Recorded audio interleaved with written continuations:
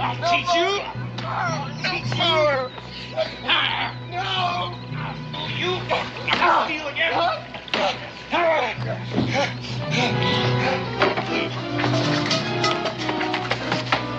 Hey, you there, boy. Easy, boy, easy, easy. Nobody's gonna hurt you. You boy, easy. Lord Almighty, what's been done to you, boy? No, Mr. Blake. No. Leave the sinner be. Don't help him. No. You did this to the boy? He is indentured to me. I may do with him as I please. Get away from him.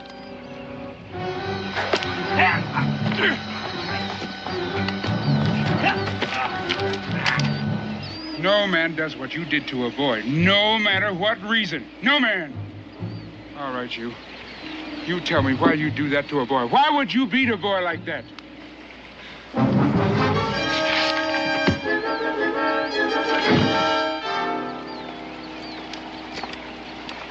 He who gives service to the sinner is as the sinner and must suffer penance. On a day of fast, which I proclaimed, you took bread from the larder and relished it. I repent, Master, as he must repent for sharing my sin. Well spoken.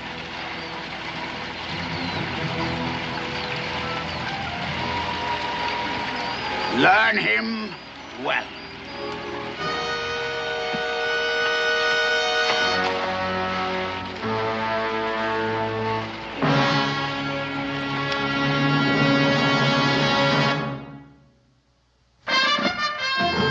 Daniel Boone was a man, yes, a big man, with an eye like an eagle and as tall as a mountain was he.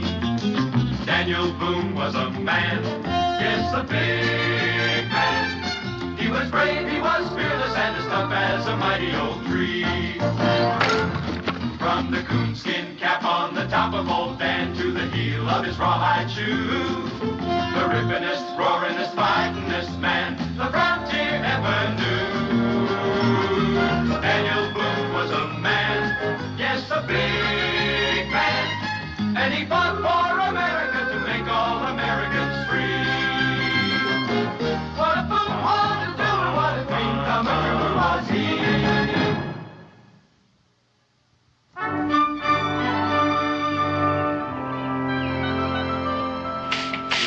Look at this mess.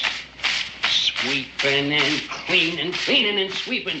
I declare, one of these days I'm going to get myself a handyman around here. Well, why pay out wages for something you can do for yourself? Besides, square dancing that broom is good exercise. Well, if you don't mind, Daniel Boone, I just as soon get my exercise square dancing with a woman. Heaven's names. Pa, there's a man coming through the gate. He looks like he hurt himself pretty bad. I think you better come. Hey, gentlemen, over here.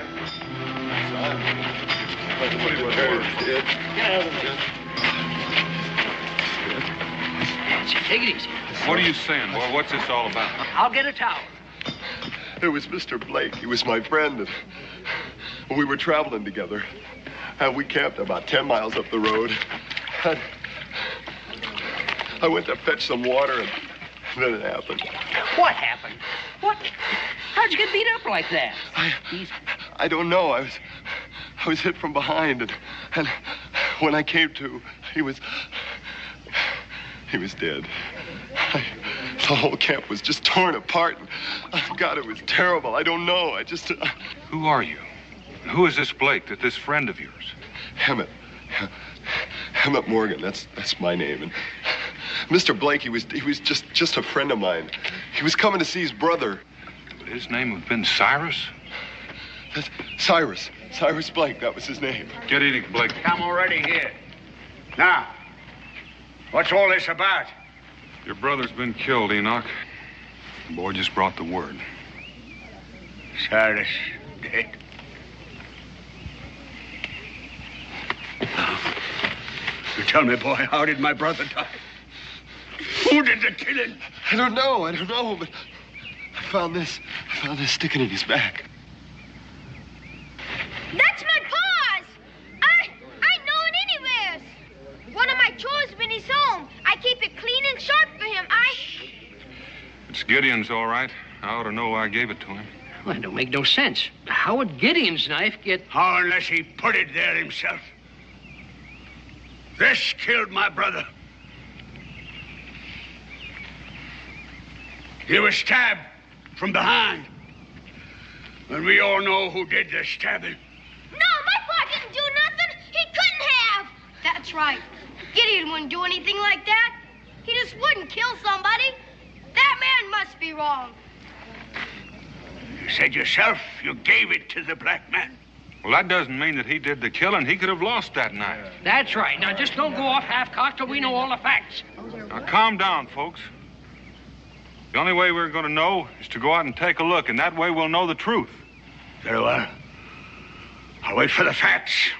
But when we find the murderer, I'm going to take my vengeance on him.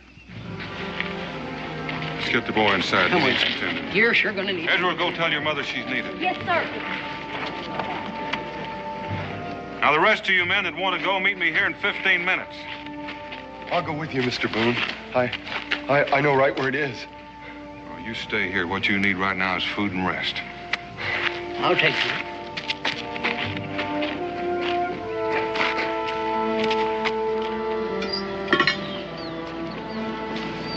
Lord Almighty.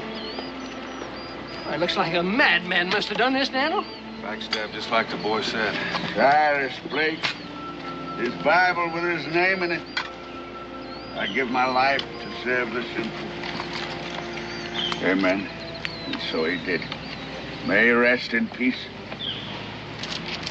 Well, Boone, what do you got to say now? I say we don't know any more than we did. Here, what's this? Holding on to something.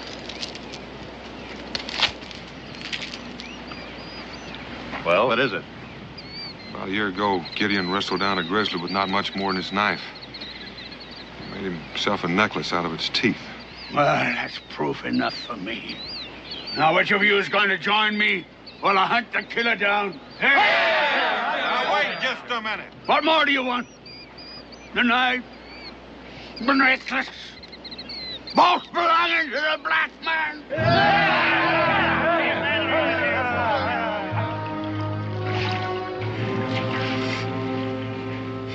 No, I won't believe it. My pa couldn't. He wouldn't. Didn't you hear what the boy said? Why would he lie? Look at him, beaten half to death. Are you deaf? Didn't you hear him? Enoch, if you say one more word, so help me. Dan.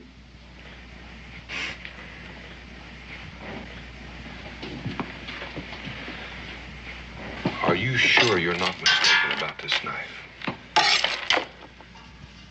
And this necklace? No, sir. No, sir. Those teeth. I'd never seen nothing like them before. They were around his neck when he was beating on me. When the black man was beating on me. Boone, I've waited long enough. There's only one black man in these parts. And his name's Gideon. That's right. Everybody knows Gideon. That's a big man and both turn over there.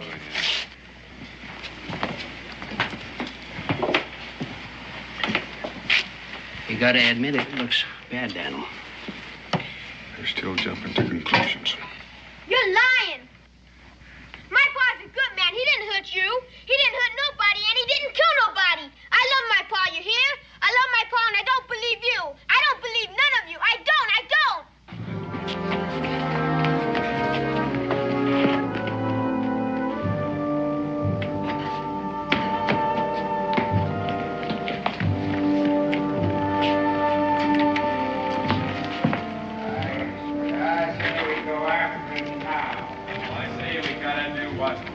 We ain't heard what all Boone's got to say.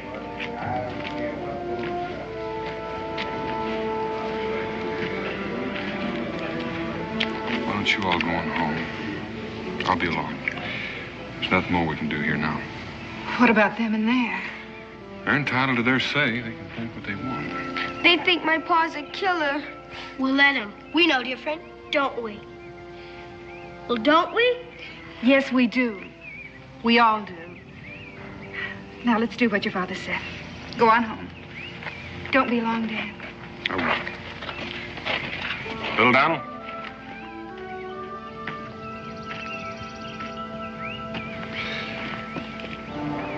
Things are going to work out. You just keep on believing it.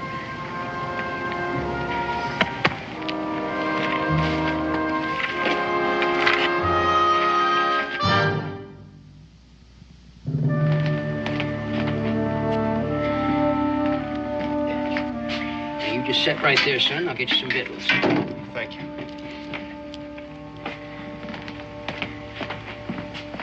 I know it was my kin that was murdered, not yours. But my point is that if he kills once, he's apt to kill again. So I say, for all our sakes, I say we stop him now. Does anyone disagree with that? Well, I sure don't. If he did it, he's got to be punished. That's right. Do you argue with that? Yes, I'll argue that. Until he's proven guilty, he's as innocent as any of us. That boy Hemmett pointed the finger at guilt. And the black man's knife and his necklace, they're facts you can't deny. Sure. That's right. Nobody's denying anything. Don't you think we ought to hear Gideon's side of it? Yeah, I sure do. And the sooner the better. If he ain't the killer, why isn't he here now? You all know he's trapping. Probably hiding out someplace. Ain't many places he could have got to. We'll find him. And when we do... Now, wait a minute. You're beginning to sound like a lynching party. You saying we shouldn't go after him? How can you vouch for what he might do in the future? Enoch's right. If Gideon killed like he done, then how do we know who's next? How do we know he ain't gone wild? Maybe kill him again, right now. All right. I agree we ought to go after Gideon. And I agree we ought to treat him fairly, and that he'd be tried in a court of law. And if any of his rights are denied him by any one of us, then we're murderers ourselves. Is that what you want, Enoch?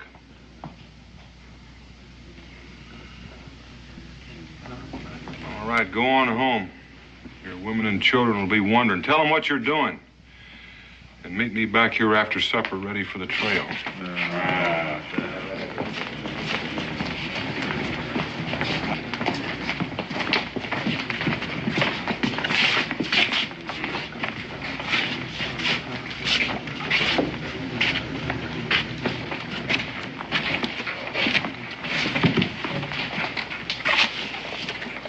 I don't trust him, Daniel, especially that Enoch.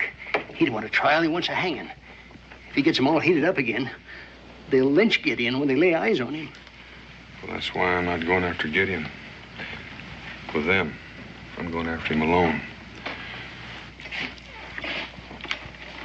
Take care of that boy back there. Oh, he's well took care of. No, not that way. I want him here when I get back. I have an idea he's not telling all he knows.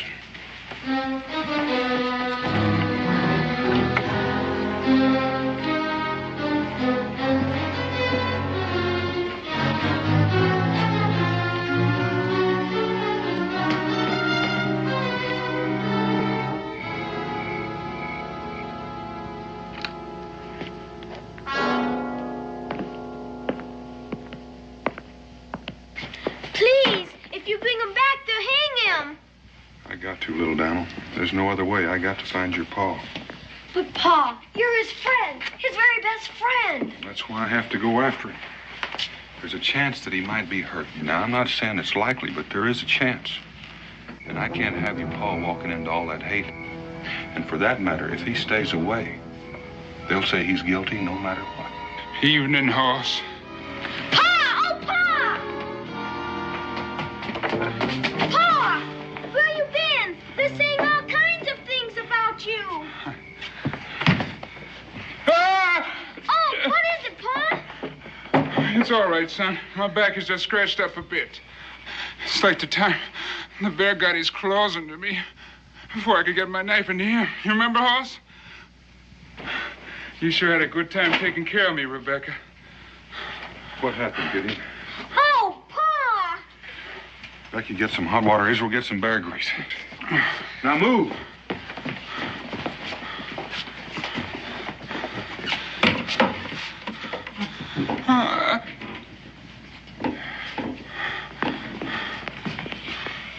Somebody beat on you, Pa!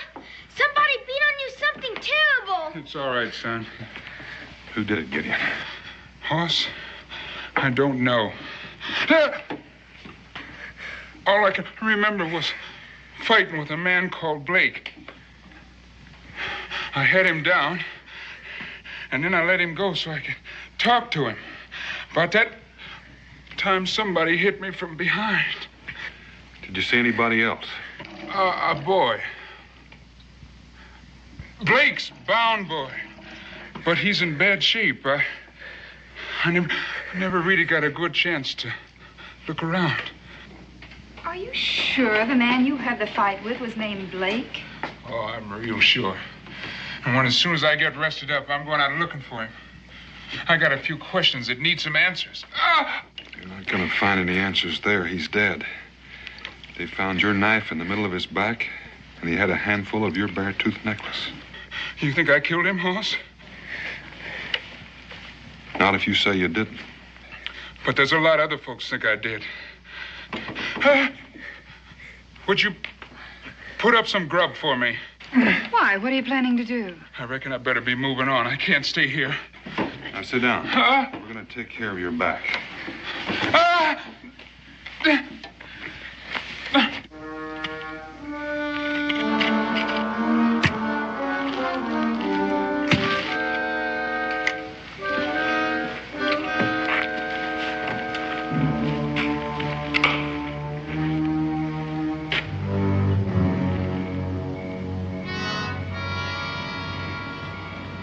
Where is he?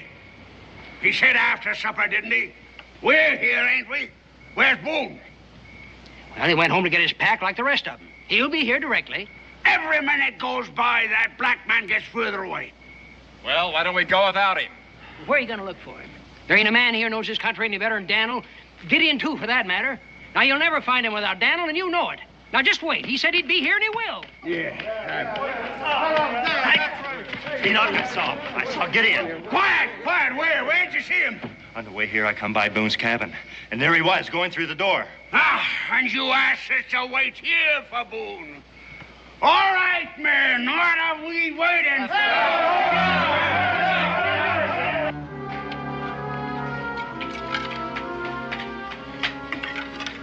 How about a little more hot stew? Oh, no, thanks. I'm full. I feel better. I heat better. You were saying? I was fighting with this Blake because of what he'd done to the boy. Could you have stabbed him while you were fighting? No, I'd remember that. I didn't aim to hurt him. I was just trying to defend myself. Who hit you on the head? I don't know. I was just lying there, Hoss, with my head down, half drowned in this little stream. I reckon it was the water that brought me to. You haven't got any idea how you got there or who whipped you?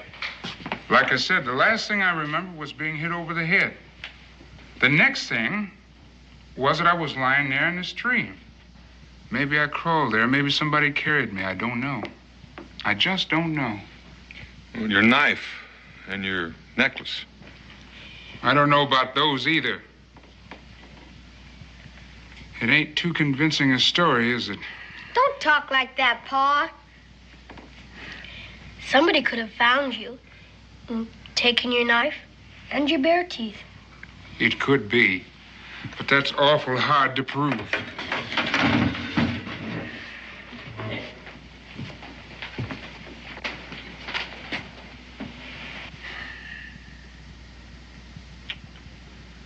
Looks like I got caught between a rock and a hard place, Hoss. What am I gonna do? Reckon the only thing you can do. Give yourself up. Then what? You'll stand trial. Where? Salem, I reckon. It's the nearest place. In Virginia? Are you forgetting the color of my skin? There's no such thing as a fair trial for a man like me in Virginia, and you know it. You might as well put the noose around my neck right now. Now, simmer down. You've got your papers from Canada. You're a free man. No one can deny your rights, black or not. Gideon, trust Daniel, as you always have, and he trusts you. It's the only way for you and little Daniel, too.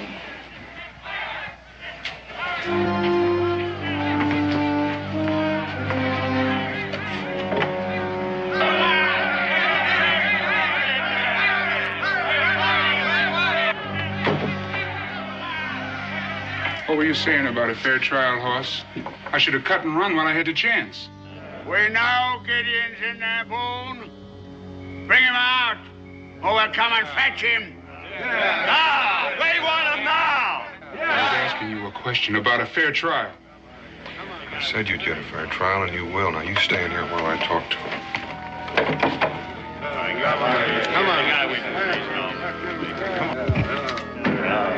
Don't lie to us again, Boone. We know he's in there. I didn't say he wasn't. Well, then turn him over. That's what I aim to do, only not to you. I'm going to turn him over to the magistrate in Salem. No, let's hang him now. Get it over with. Now, you listen. I've heard all the threats and yelling and accusations I want to hear. Gideon's right behind that door, but if you want to get at him, you're going to have to come through me. He's sheltering a murderer. He's only one man. That's right, that's what he wants. 2 men. All right, what are you going to do with him? Just to satisfy you that I mean what I say, I'm going to put him under guard in the fort tonight so you all can see him. I reckon it wouldn't look right if I were to lock you up and let you keep this rifle. I don't reckon it would. Well, I'm ready to go. Come on.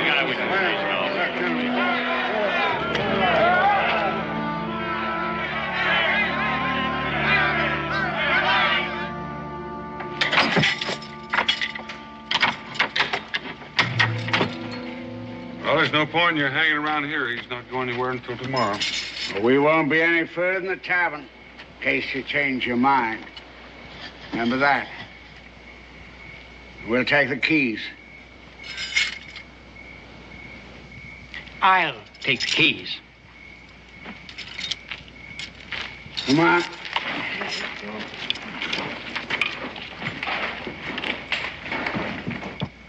When we get this all over with, little Daniel, we'll sure have ourselves a time laughing about the night I spent here in the smokehouse, won't we, boy? Yeah, I reckon we will, Pa, when this is all over with.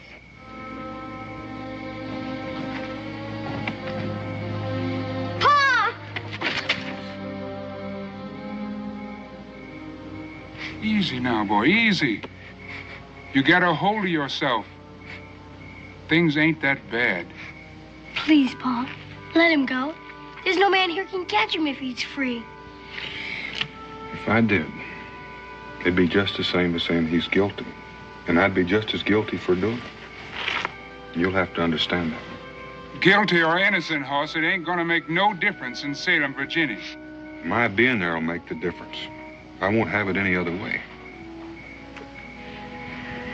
Israel, you and little Daniel, come with me over to Cincinnati.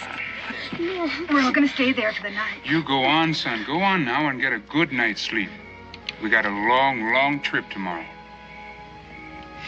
Come on, little Daniel.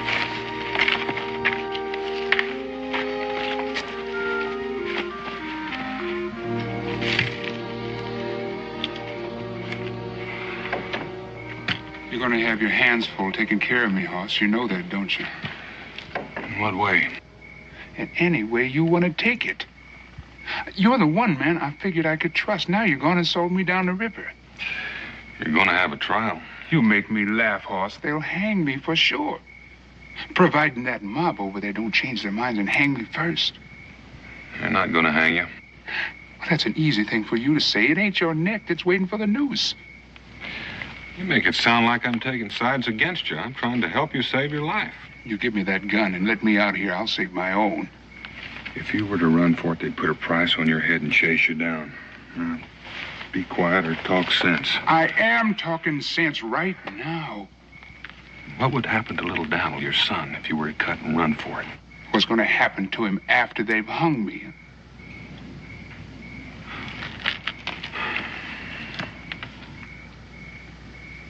That young boy, he's been lying to you, Daniel. Now, he may be, but knowing it and proving it to somebody else are two different things. You could talk to him. How? With all those people standing guard over him. Or better yet, you bring him here to me. I'll make him talk. Get in. You get some rest and let me get some. This kind of talk isn't getting us anywhere. What I've got to do is find a way to make him tell the truth.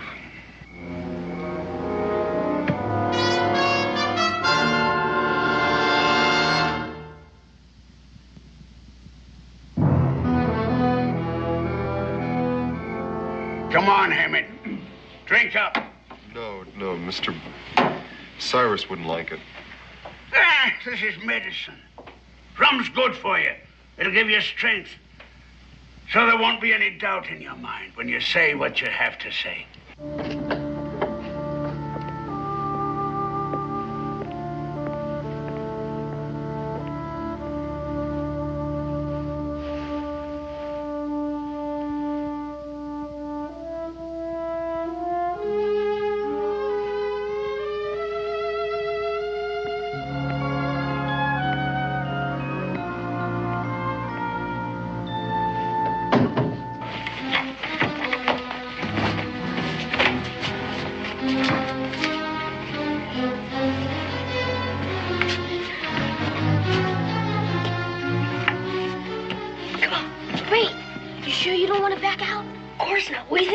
Scared or something?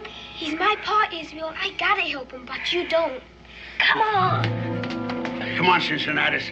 A round of drinks for the boys. Well, I still don't see the need of going all the way to Salem for a trial. We can hold one. I agree with Hank. Those people down in Salem don't have any interest in us. I see no need going all the way there for them to solve our problems. What's your feeling, Enoch? You all know my feelings. I aim to be fair. But Hank and Luke have got a point. Except they may have overlooked something.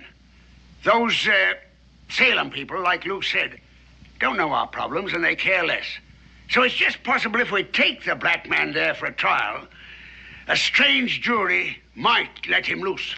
Now, I was planning to let you spend the night here, so you'd be satisfied that Gideon can't escape.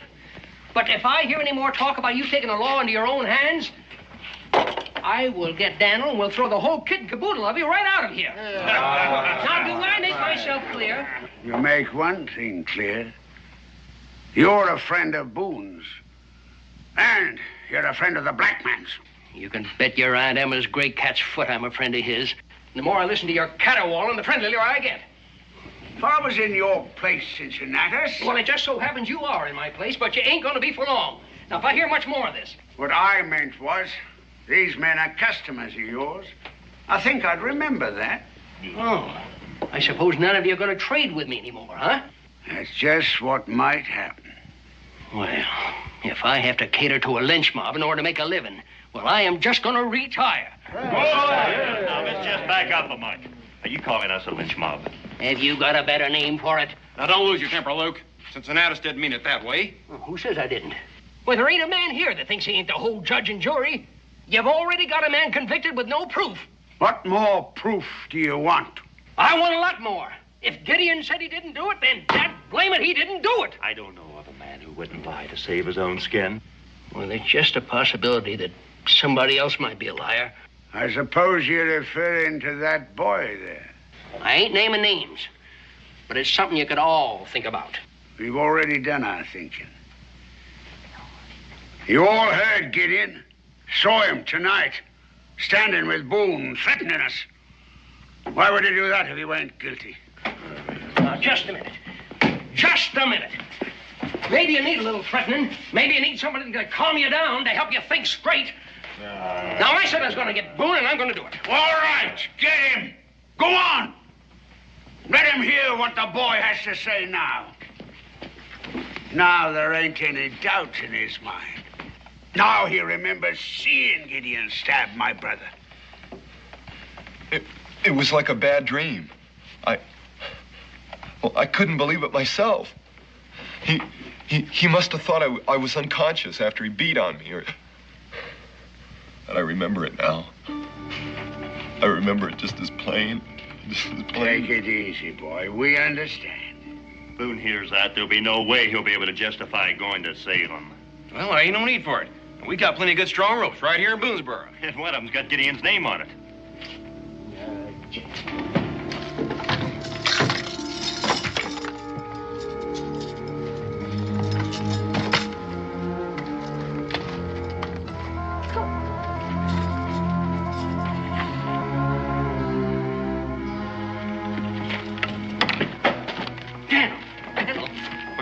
They're starting up again. I tried to hold him down, but it's that boy. That Morgan boy. Well, what's he saying now? He says that he's seen you. He's seen you backstab Blake. They ain't talking about ropes. They're talking about getting one. You stay here and keep watch. I'll see what I can do. Better hurry, Daniel. That boy. That him and Morgan. Seems he's bound to get me hung. You waited long enough? I know my pa has, but it won't do no harm to take it slow and easy because we ain't gonna get a second chance. Here's the gun. You got the key? You know what you have to do. Don't worry about it. Never heard me when I'm sick. I sound like I'm dying. Israel, I'm depending on you. Now give me time to sneak around.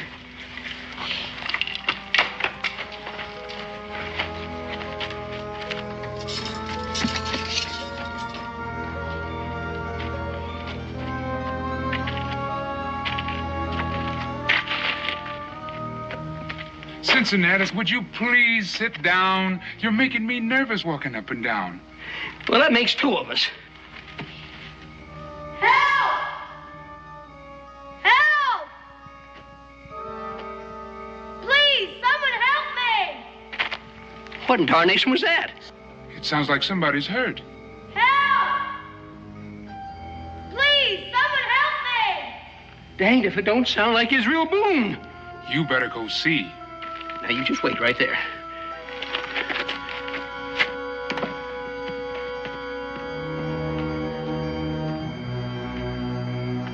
Help!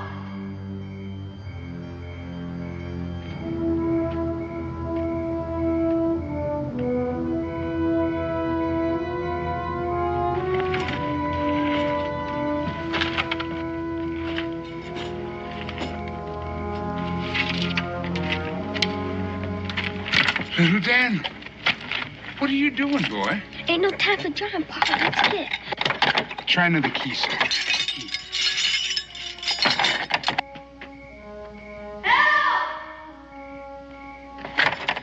Well, how'd you get here, boy? It don't matter. They're gonna hang you, Pa. I heard them say it. We've got to go. Here's the gun, Pa.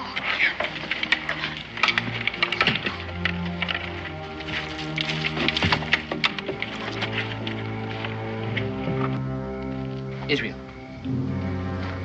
Israel Boone. Is that you? Help!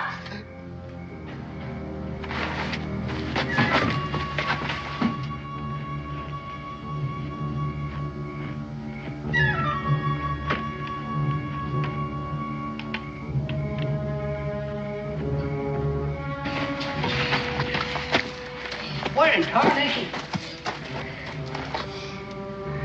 Israel? Now, there's one thing you're overlooking. Emmett here says that Gideon whipped him.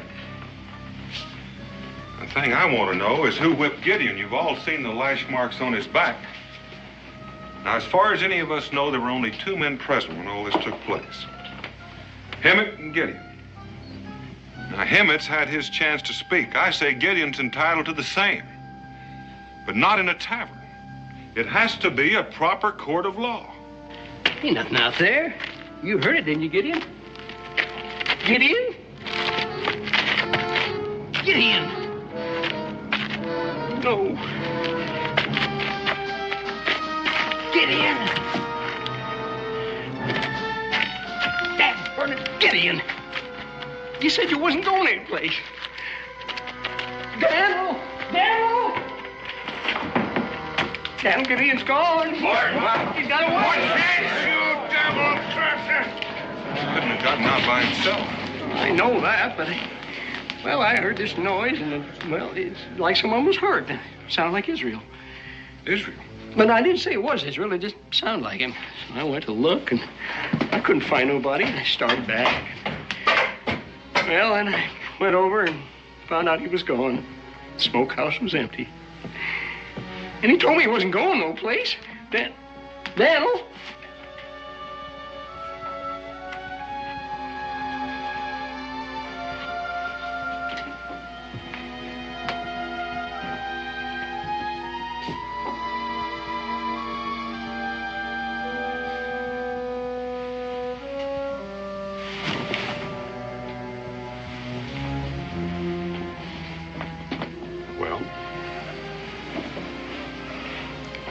Evening, Pa.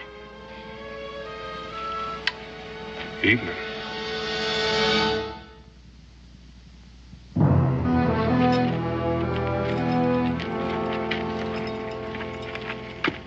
You did this.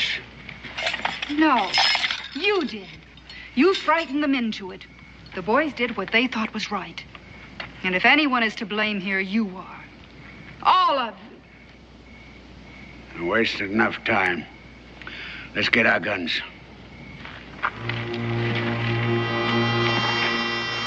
There ain't no stopping him now. If they find him. Will they hang him? That's what you want, isn't it? Well, he ought to be punished, oughtn't he? If he did anything wrong, yes, he should be punished. You agree with that, don't you? Well, After what you say did to you and to Blake, I think maybe you'd want to watch and see what happens when they catch up with him. Dan. Well, how about it? You would, wouldn't you? No, I don't want to see no hanging. Well, you're going to, whether you want it or not. No, you can't make me see no hanging. Beck, leave him be. He knows what he's doing. Israel, it's time for you to go back to bed. Oh, Mom. Right now.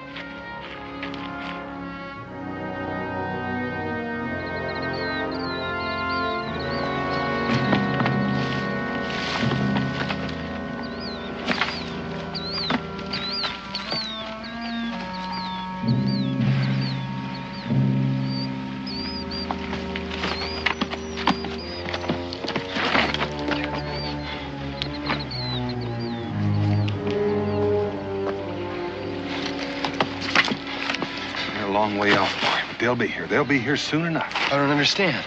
But before he gets hung, I want you to meet the man that you condemned to die. I did no such thing. Didn't you? Who do you think stirred that mob up? You didn't. I think you had a reason. Now get out.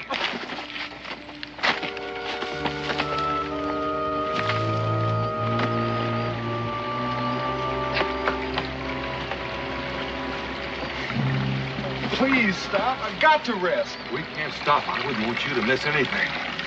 Come on. I can't go any further. I've got to rest. Well, rest real fast, boy, because like I said, I wouldn't want you to miss anything. You've never seen a hanging, have you? No, I haven't. And I don't want to either. Well, why not? It didn't bother you sitting there in the tavern saying when you saw Gideon doing the killing. In a way, it's your hanging. You're responsible. If it weren't for you, he wouldn't be on his way to trial. Yeah, but I don't want to see it.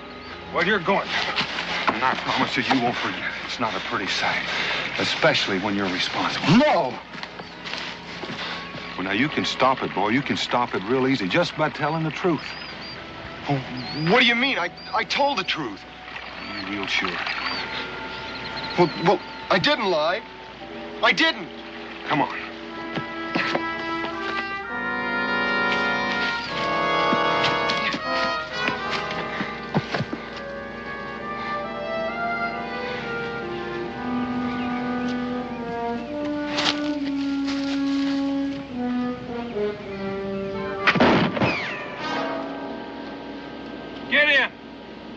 that you? Yeah, it's me, Hoss. Gideon, I've got to talk to you. It's too late. Go away, Daniel. I don't want to have to hurt you, but I ain't going back to hang.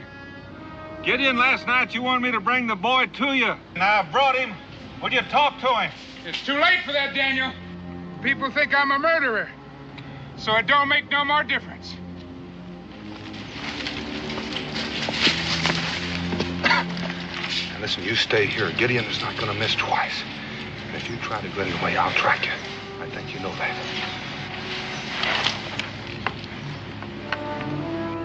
I meant what I said, Hoss.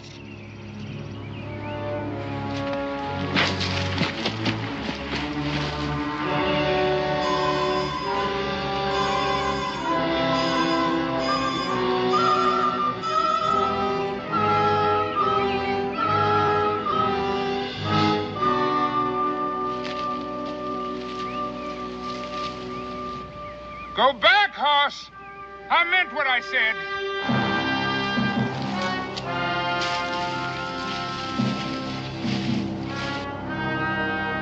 Nobody's gonna take me in, Hoss. You know that. You gotta know that.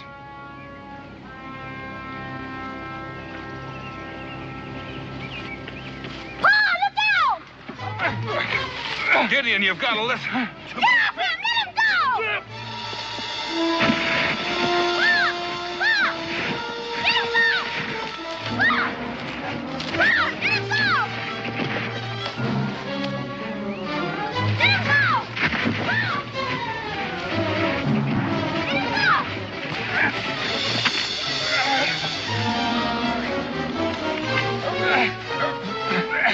I'll shoot! I will!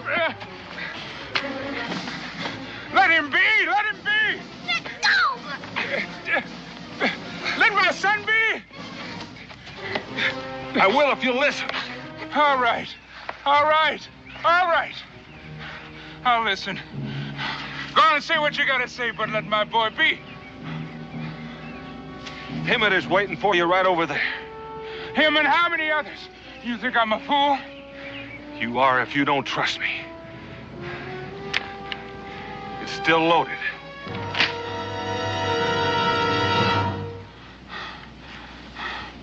All right, Hoss. You lead the way. Let's go, boy. That's him, Pa! He's the one, Pa! He wants you dead! Easy, boy, easy. There's no need for harsh words. I just want to know why. Why me? What did I ever do to you? You killed my friend. You killed Mr. Blake, and you beat me half to death. You got a bad memory, boy, real bad. Now, I was trying to help you. And you know that. That's all I was doing. You know that's true. I saw you. I saw you with a knife. You, Boone, drop your gun. Let's take him, boys.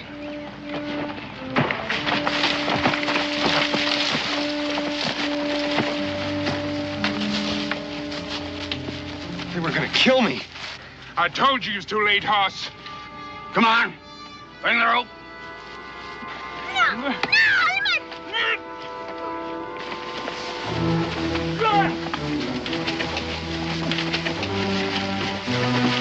No!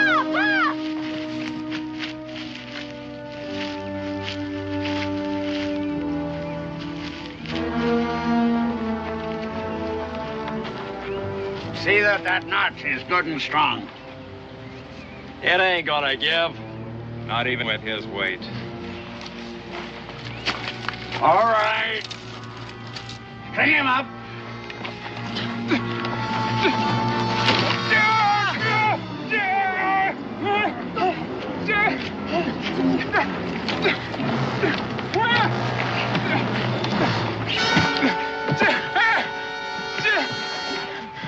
The least you can do is let my boy go. I don't want him to see me. Let him go. No. He will see. And he will learn not to grow up to be a heathen like his father. Hammett! This is your last chance, boy. Tell him the truth. He has told the truth. If he has, he's going to have a lot more to talk about when this is over. Isn't that right, Hematite? I don't know what you're talking about. I mean, how it is when they pull that rope. I imagine you'll be real proud of yourself. You'd better be, boy, because you're going to have to live with it. That's enough. You shut your mouth. Get on with it. String him up. No, don't do it. Please, don't do it. Please, get my boy out of here. Hang me if you gotta hang me, but don't let him see me. No, Gideon, let him watch, too. Just like you're going to watch. Isn't that right, Emmett? You're going to watch. Maybe Gideon will try to talk to you when they lift his feet off the ground. He's going to try, but he's not going to be able to. So you watch it close. You watch it close, and then you'll see how it is. And believe me, you'll never forget it all the rest of your life. Now get on with it. String him up. Come on, get on. Come on. Pull that rope. See how it is to kill a man. Pour! No!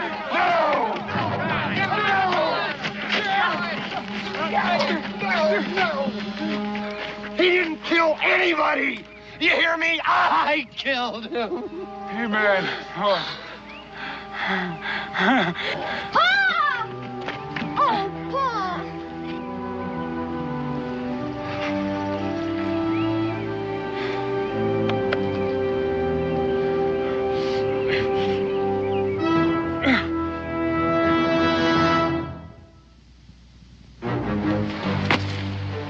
I just didn't know what to do. I didn't know. I was hurt and scared. It was Blake. It was Blake that made me beat him. He made me whip him. It was either him or me, and I just couldn't take no more. I just couldn't. Go on. And he made me beat you. And he made me beat you and until I couldn't lift my arm no more. You couldn't feel nothing anyway. So Blake let me stop. And then he grabbed a whip away from me. And he started to hit me. I don't know how many times he hit me. And I must have gone crazy from the pain. That's when I grabbed your knife. Lord have mercy. That's when you killed him? I didn't know he was dead. I didn't know. I didn't know until I rolled him over and saw where he fell. He fell right on the knife. How come? How come you didn't say? How come you blamed my pa? Made it look like he did it. Because I was scared, that's why. I told you I was scared. Besides, who'd believe me? Apparently quite a few did. You'll have to stand trial, all of you know that. Unless you want to do it here.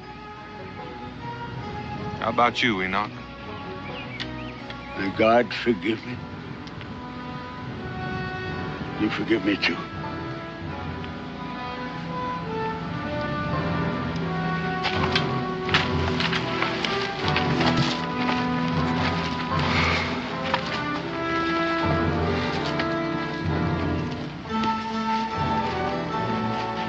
Start on back. We'll head on over to Salem tomorrow. Will I get a fair trial? I'll see to that. Can you be sure? Well,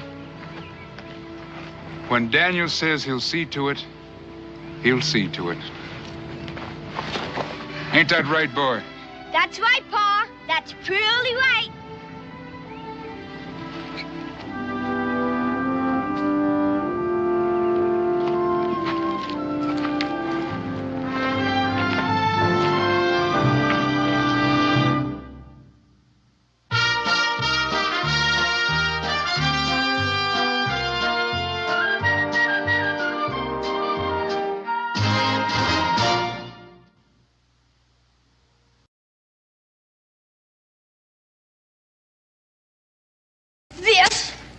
Hey, that was my special arrow. Well, it wasn't very strong. Cherokee Fred made it for me. Well, that makes me a yellow-belly redskin in my book.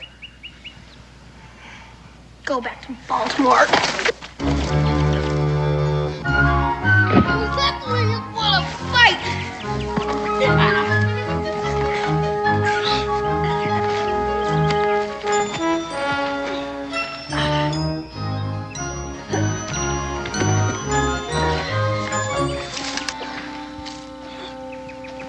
Don't eat him, Mr. Dobb.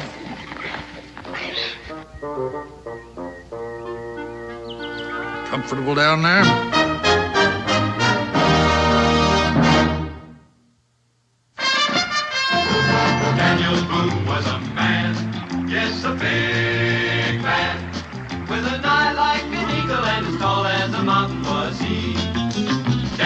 Boone was a man, yes, a big man. He was brave, he was fearless, and as tough as a mighty oak tree.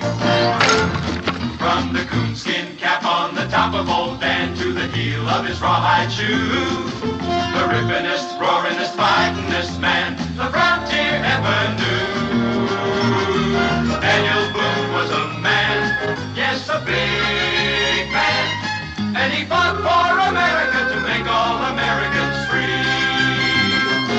What a Boone wanted to do and what a dream come true was he.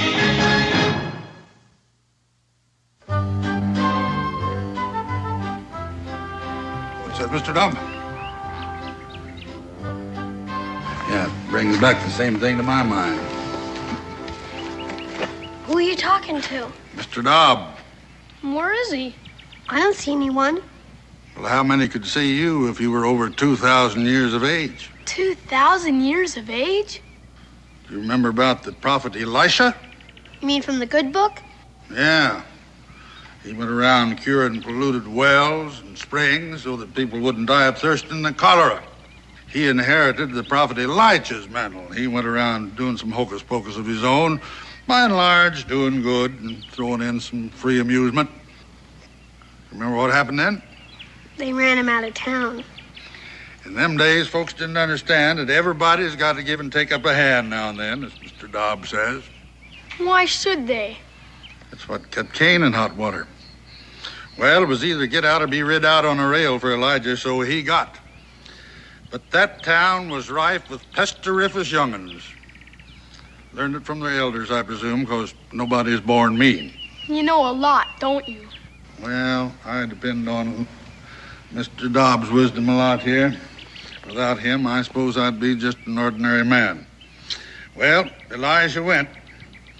But 42 of the worst of them young'uns trailed after him, hurling mockery and mud until Elijah lifted up his eyes. He said, Lord, I've just took about all of this that one saint could take.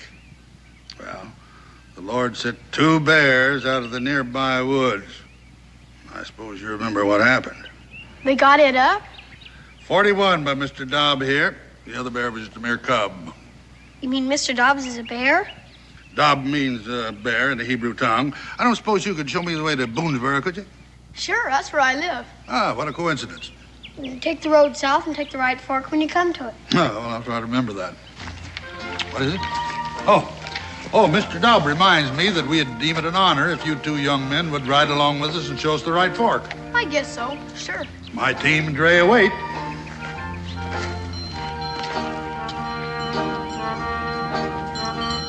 Is that your team and Dre? Yep, if you'll find places for yourselves.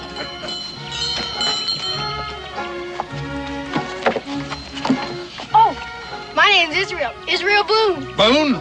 My dad's Daniel Boone. Never heard of him. Up with you. My name's Joe. Joseph Montgomery Jr. My dad's a sea captain. Never heard of him either. Up with you.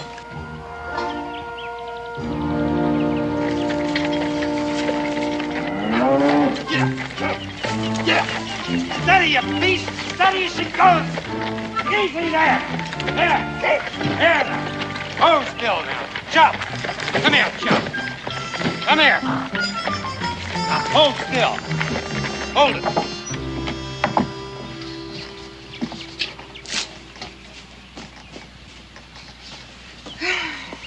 How's the plowing? Oh. That horse will get sunstroke. It's only for a minute. I'll take some water to him. That's my house bucket. Here, fill this up at the well. Oh, nursemaid for a horse. What a way for human beings to live. Well, you chose it for your own reasons. Where is Joe Jr.? There's lots of country around here. I told you to look after him. I tell you to let him be a man. He is still a little boy. Oh, Varna, when I was his age, I know. You were on your first voyage as a cabin boy, living on biscuits and moldy beef and taking the captain's rope end across your back. Is that what you want for our son? Why did I give up my ship? Huh? Why did I come to a place where they don't know an oar from a winnow? Because there's room here for him to get away from your coddling and softening, so he can learn to stand up straight in his own feet. I didn't mean to say that. It was an accident. Well, was it an accident that you never let him out of your sight from the day I embarked until my voyage is ended? Was it by accident that you tried to leech out of him everything a man wants to see in his son?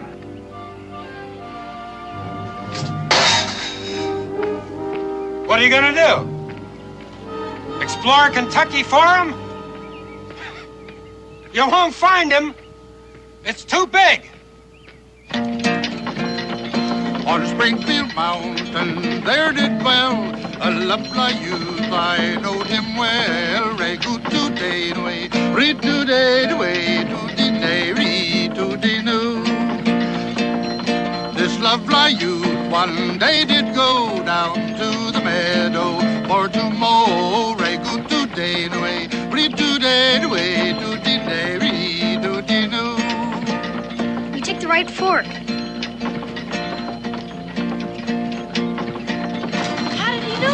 If Mr. Dobbs trotted along there to show him, he scarce had mowed half round the field when an ugly serpent had bit his heel. Re to day way, read to day way, to the day, read to the new.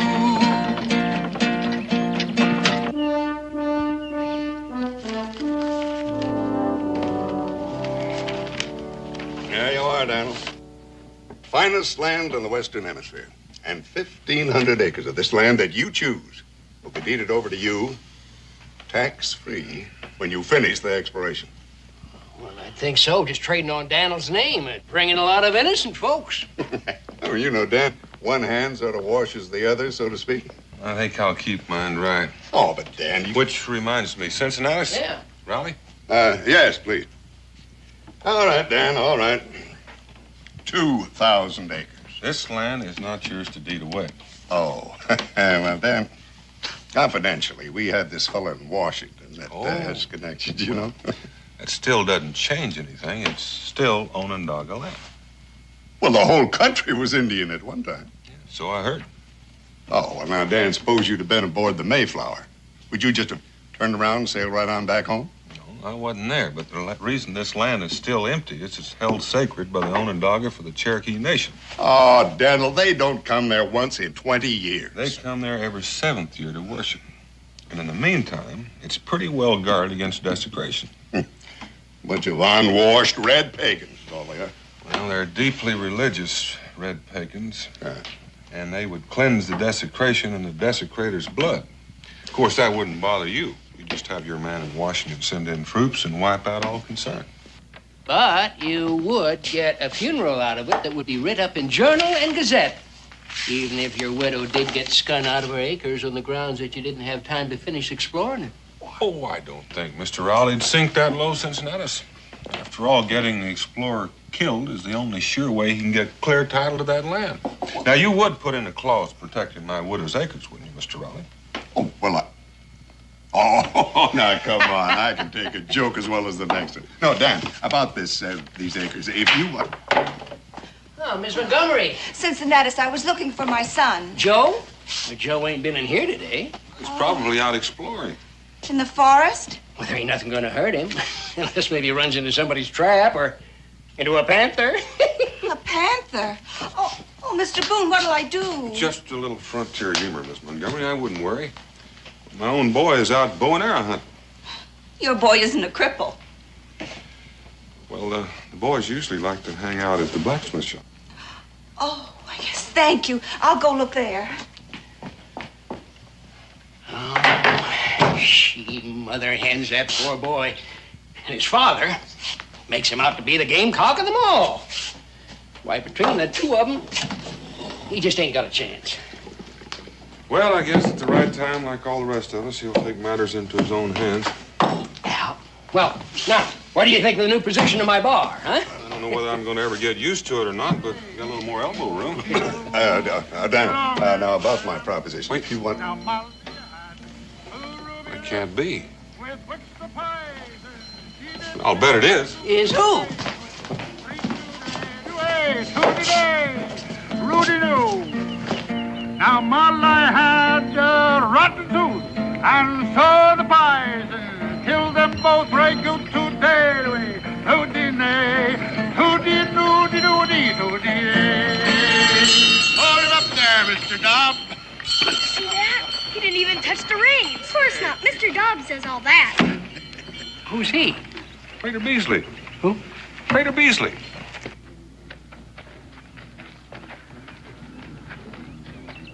Well, it's good to see you again, Prater. Well, it's good to see you, Daniel. Mr. Dobbs? Oh, as always. Oh.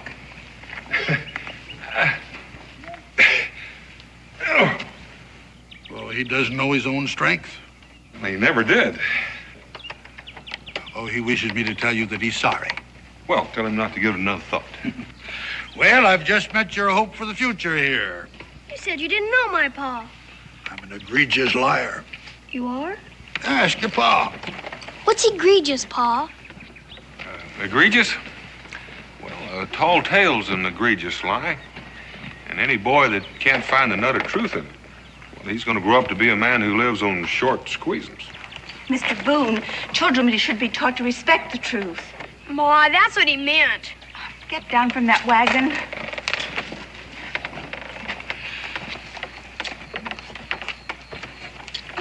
What's happened to your clothes? I guess I got into a fight. Now you're beginning to amount to something. Did you win? Did you knock his block off? No, sir, we didn't finish it. Didn't finish it. Now, son, you're gonna find that snotty kid and hammer him until he crawls. We don't feel like fighting anymore. Oh. Nothing personal, son. But the worst thing a man can do is to leave a fight in the middle. Win or die is the rule. It wasn't about anything. There was nothing to win. Your old man will tell you the same thing. Well, not exactly, Mr. Montgomery. If it's principle you're fighting for, then you fight until principle wins or you can't fight any longer. But if it's just smiting and being smit, well, then the sooner it's stopped and forgotten, the better it is for all concerned, including the innocent bystander. Mr. Boone, you wouldn't last very long at sea. You know, I think you just might. Who are you? Well, everybody knows me. I'm a... Oh, showman, huh? You fight with your tongue. It can turn a man to jelly. Not a man. Joseph. Wait a minute, son.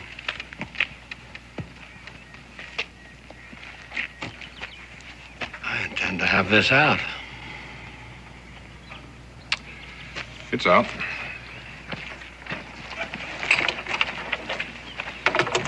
Mister, you live under a lucky star. Oh, Dan. Dan, about that proposition of mine. I'll make it 2,500 acres. Free and clear when you finish the exploration. And that is my last word. I wouldn't touch those acres if they were planted and the corn was 6 feet tall. What's the matter, you afraid? No, I wouldn't put it just that way, mister. No. I wouldn't have either once upon a time. And now, frightened of the Indians, won't accept a challenge. Boone, you're a big man.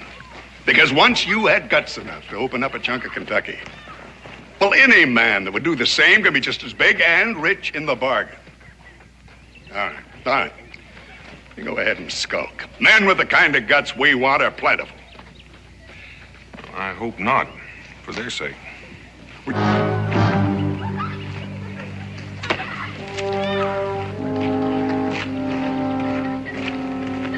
Mister.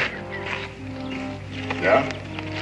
Hey, about that property I heard you talking about.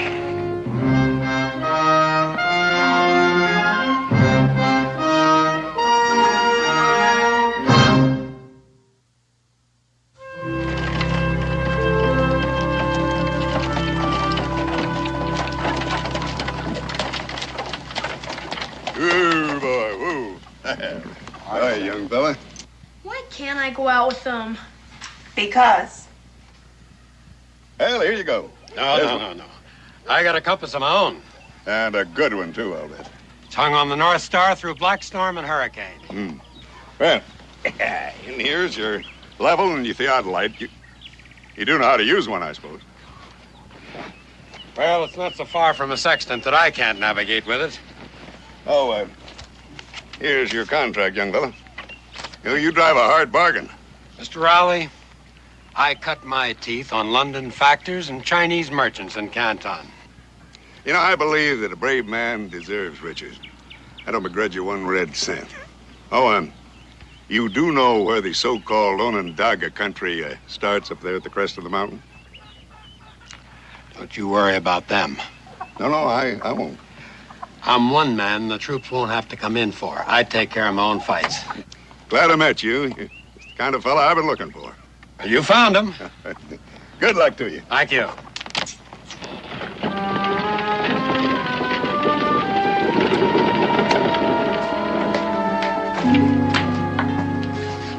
Hey, son, why don't you come outside? Now I've got something to show you. Now you take this and put it in a good, safe place. All it is our fortune. If what? Barna, don't try to make a farmer out of me. I never did, Joseph. I can guide a ship, but not a plow.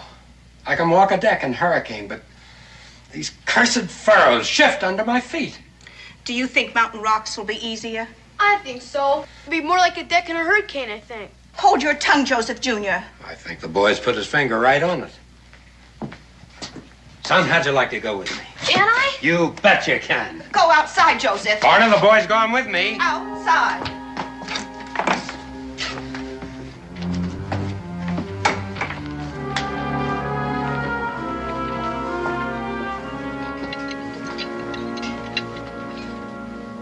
What happened to you?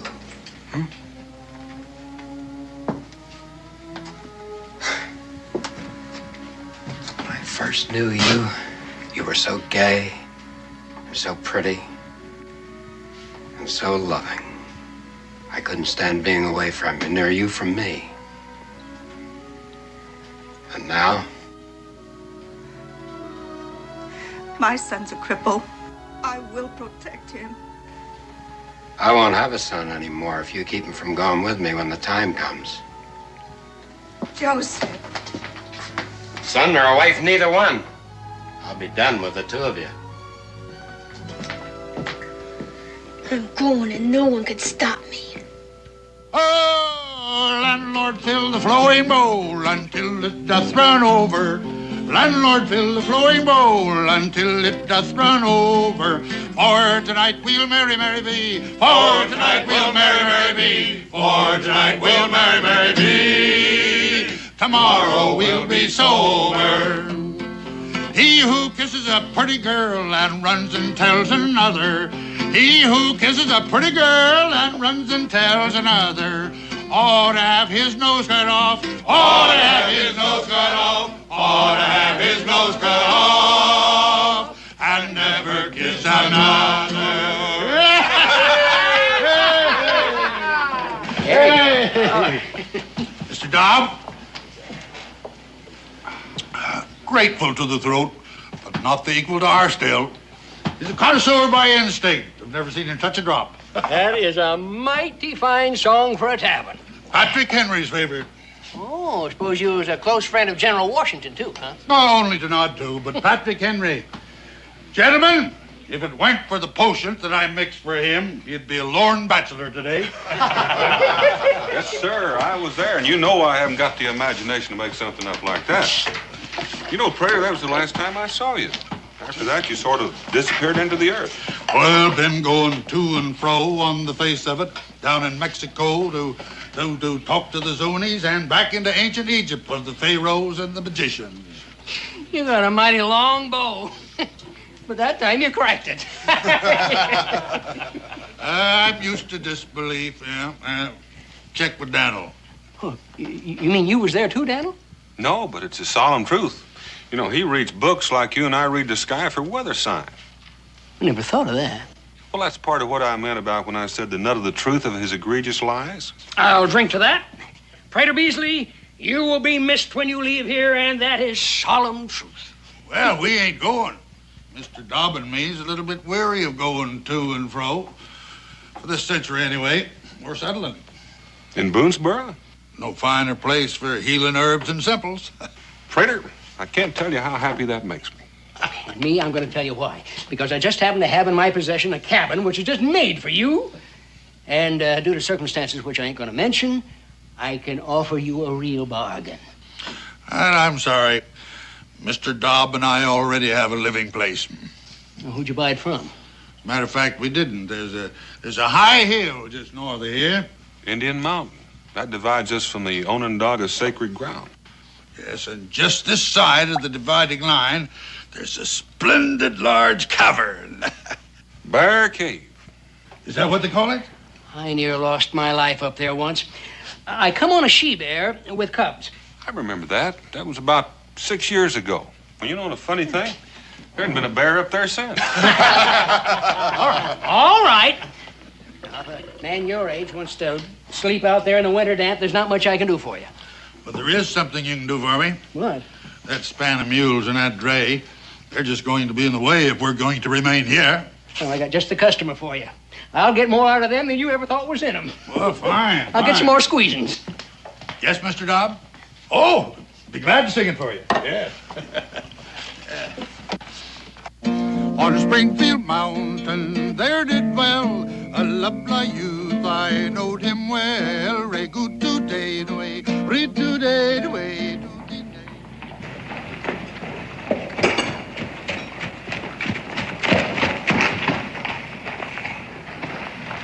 Israel, you better be careful about grabbing those horses' tails. You might get a hold of one sometime and doesn't like it. Yes, Pa. Don't wander off. I won't be too long. If it's all right, I'll just mosey around. I'll find you when it's time to go home. All right, Pa.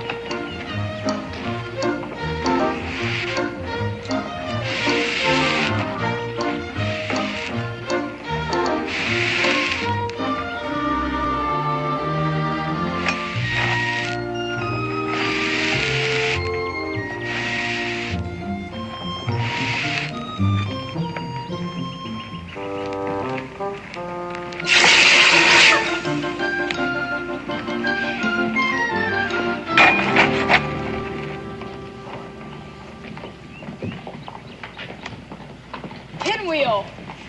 Kick him out! Johnny jumped the fence. O. U. T. Period. That's pretty good mumbly peg. My mother had some pine to do at Cincinnatus' store. She made me come with her. I'm pretty good at it myself. Where do you want to start? Anything before around the horn is girls as far as I'm concerned. I take evens to go first. 1, 2, 3. All right, you go first. Around the horn. Shave the peg. Cut right. And left. Ah, you missed. Oh, I get mad thinking I gotta wait for her until she's done. Around the horn. Everybody's family squabbles sometimes. Not over their own kid. It makes you feel like it's your fault. Lady dives. That puts me 1 ahead. So far. Hey, how'd you like to help me and Prater Beasley get the bears out of that old cave so him and Mr. Dobbs can live in it? When? Tomorrow. Pinwheel. Oops, I missed. Am I invited? In particular, I promised to tell you. Sure, I'd like to help. Israel, it's time to go. We'll finish this up some other time. Oh, Mr. Boone. Me and Israel are gonna help Prater Beasley get set of the wild bears. No? Do your folks know about it? Papa just said he'd make a man of me. Better ask anyway. He's gonna take me with him far out in the forest, and that shows how he'd feel. Well, make sure your mother knows. Come on, son. If I know Pa, he's already greased his skids. You told her? I'll come by your house in the morning. Make it good and early. Prater Beasley wants to get settled in.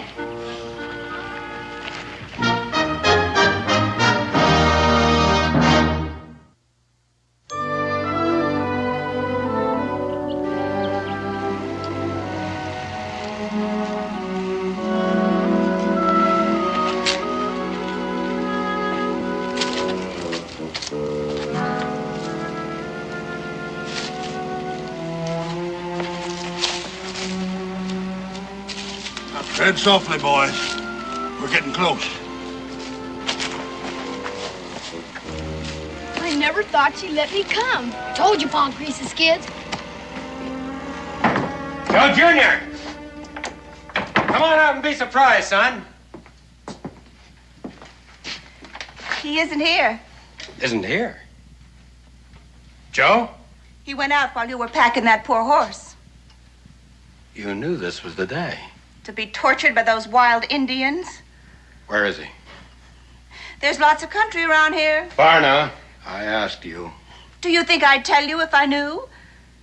Varna, I curse you. Joseph. Joseph! I had to protect him. You've got to understand, he's your son as well as mine. Not anymore. I told you. You've won? Now let's see what you can do with it.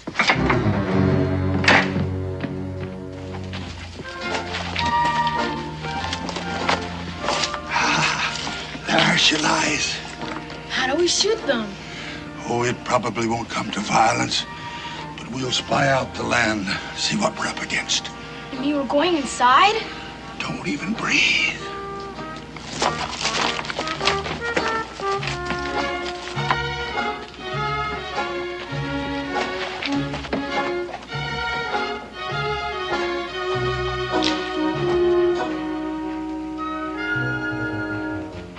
Come on, boys, all's clear. Well, make yourselves to home. Well, Mr. Dobb has taken care of all. I wondered where he was. Look at him curled up around that still as if butter wouldn't melt in his mouth. Not that I've ever noticed butter melt in his mouth.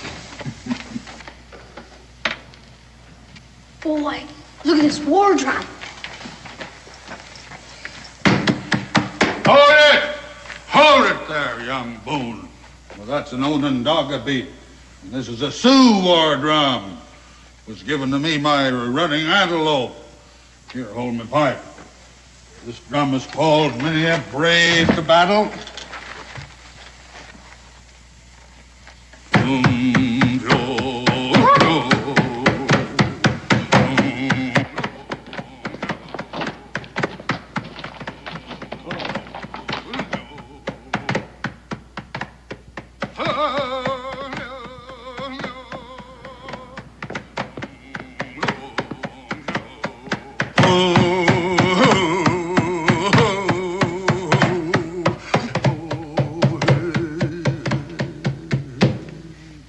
What does it mean?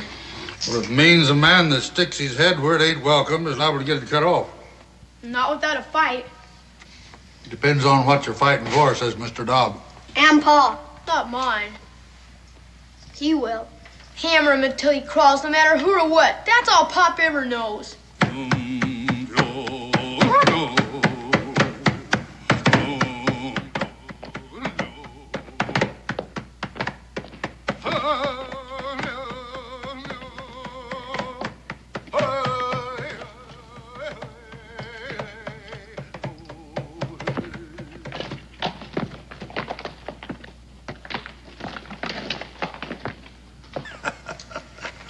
What's so funny? A story just popped into my mind. What kind of story? An Onondaga fairy tale. Do Indians have fairy tales? Sure they do. Yeah, they sugarcoat their lessons to get them understood just like the rest of us. How does it go? Well, sit down, sit down. Make yourself comfortable. Well, as the Onondaga tell it, when pestered by their young, there was a man and his wife lived in the woods by themselves, and they had one boy about you fellas' age, and pretty soon they had another little boy. And after that, why, the mother, she went on to her ancestors. You mean she passed on? Mm-hmm. Well, the little baby stood, about as tall as that finger. There's a picture of him up there.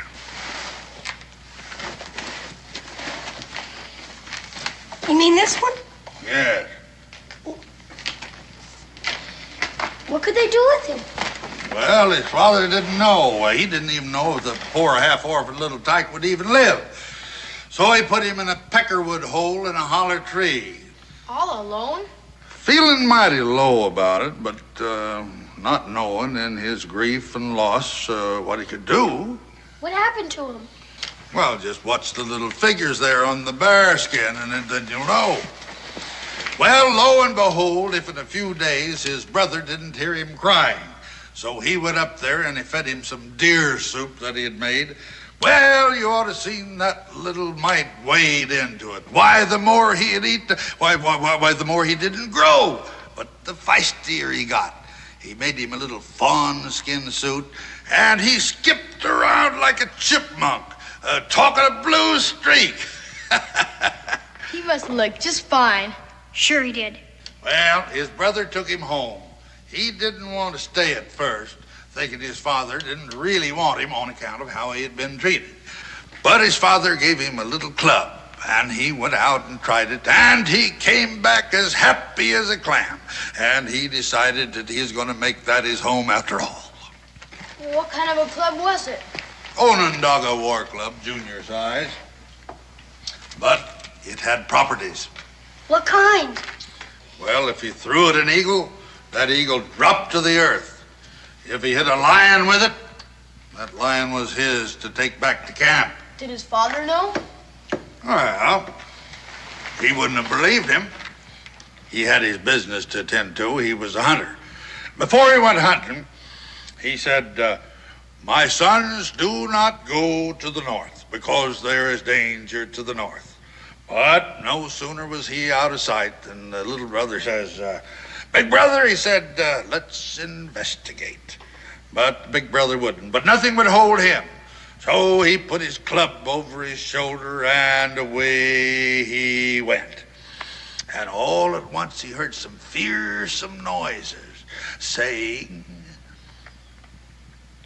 little brother comes, we'll kill him now and later his family. They were frogs, as tall as pine trees. But little brother took his magic club and went kerflooey. When he got back, his father was already home.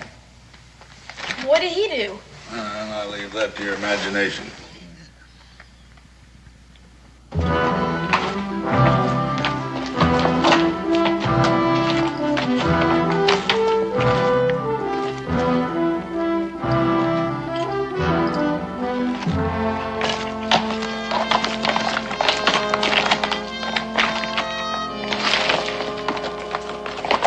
This time it was the South. And this time he took his brother along with him. I knew he was going to, didn't you? Well, they traveled along until they came to a tree so tall that it brushed the sky. Little brother says, I'm skinning up to see what's there. Well, up he skins. And up there he finds a nest. And in that nest, the children of the lightning. That kind of lightning? Yes, as hard and as glittery as diamonds, sharper than two razors, and hotter than the hottest fire. Dangerous. Most dangerous. But little brother, he hit him with his club, and down they come. Howsomever, old man Lightning saw him falling. And he thundered, and he roared. He came through that storm like lightning. What happened? I gotta get some potion for this rasp.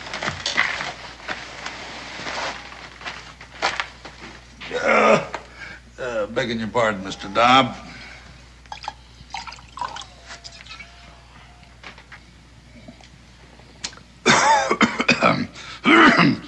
Now, that's a potion. All right. It's better than having you at me with I told you so all the time. What happened to old Lightning? Well, little brother had to hit him twice to vanquish him. Is that the end? No, next his father warned against the east.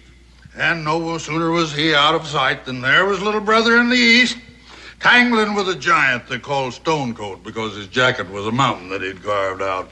A whole mountain? He was of that size, but little brother's club prevailed. When he got home, though, he told about it and he got the licking of his life for fibs. He didn't fib. Oh, no. Many, many years later, his father saw the mountain that was Stone Coat's coat. Stone Mountain, they call it now, and handsomely apologized. But then little brother was a big chief.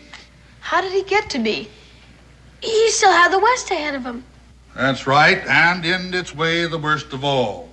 Because there in the most beautiful forest living man had ever seen lived the most unbeautiful of all beings. Head bigger than 2 buffaloes, meaner than a poison snake, and he gambled. Gambled with all who came by for their lives. And never had he lost since time began.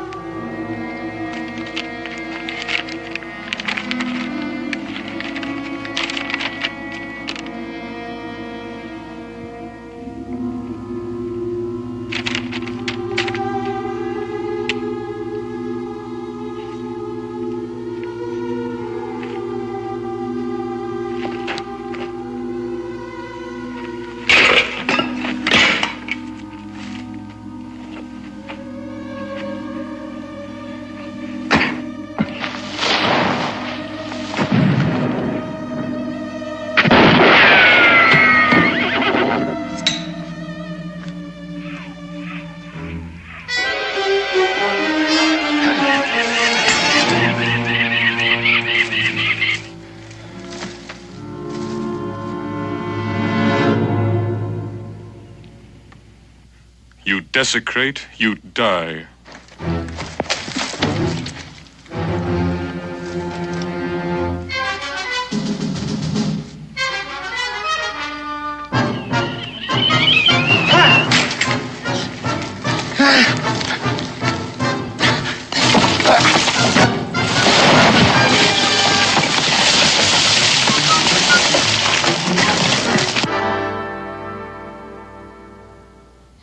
Yeah, well, afterwards, little brother, he let loose all the men that the gambler had there to hold them until he could take their lives. And the prisoners were so happy, they asked little brother to stay on as their chief. And he did. Well, not right away, no. He thought about it this way and that way, and finally he said that he'd be honored if they'd let him bring his relatives. And so they did. And I guess if we could find that forest right now, we'd find all those people living there with little brother. That's a good story. I'd like to have a club like that. Oh, you would? Well. Here we are. It's all yours. Take it along. Thank you very much. Thank you. Thank you. All right, boys, on the way. I got work to do now. Get along. You work? Well, yes. Mr. Dobb here is a great physician, and I mix all of his medicines. Thanks for the story. You're welcome. You don't suppose my club has properties? It has the properties that you find in it.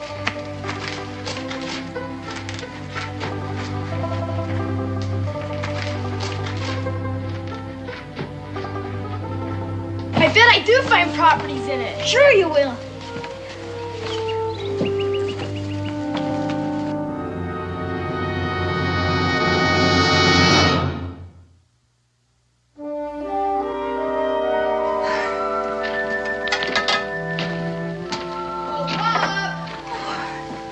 Joe, are you all right? Yeah, he's sure. Where's Pop? Oh, what's that? My own Doggo War Club from Prater Beasley. That man gave you a war club? Oh, Joseph Jr., take a care. I want to show it to Pop. Your father isn't here. Is he still out in the barn? No. You sit down. Your lunch is ready. Where is he? At the fort?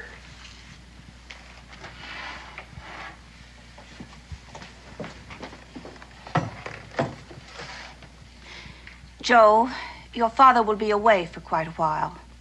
Not on the exploring trip. He promised to take me. Now, listen, dear. He promised. You wouldn't let him. Joe, it was dangerous. You don't want him to be my pop. But that's nonsense. I was standing right under that window. I heard what he said. He was just upset. You called me a cripple. I didn't mean it. Not like you make it sound. Joe, now we have to face it. You're not like other boys. You can't do what they do. I can do more. Where are you going, Joe? I'm gonna catch up with my pop. No, you're not, Joe.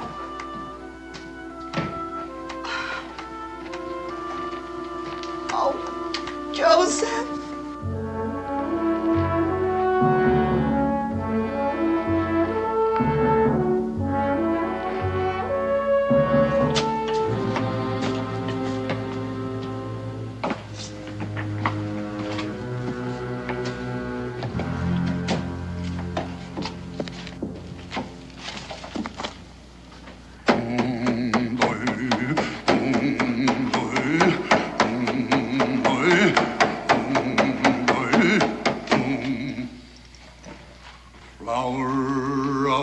Dogwood now come, flower of the dogwood now come.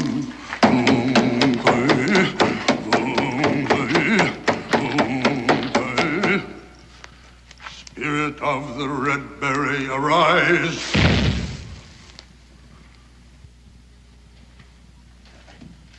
What's that, Mr. Dobb? Oh, what brings you back here, boy? Did you forget something? Just came to say goodbye. Going exploring with my pop. Oh, not in the Onondaga country. We're not afraid of those old Indians. Besides, I got my club. Oh. Well, Mr. Dobbs says we ought to strengthen it up a little bit for you then.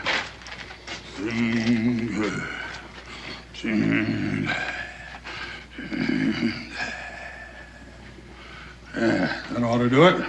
Thanks. Bye, Mr. Beasley. Goodbye, boy. Now take care of yourself. Yeah.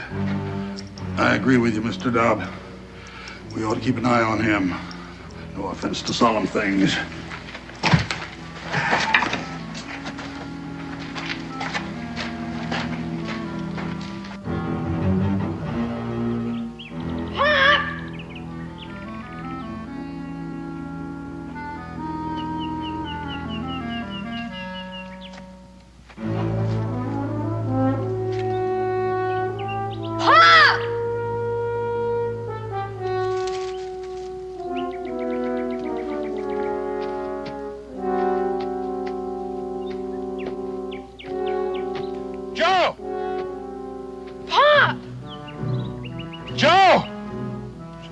Go for some help!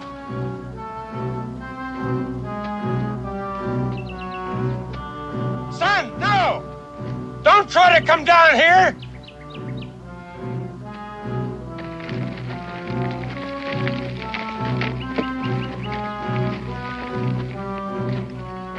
Joe, do what I tell you! Go get some help!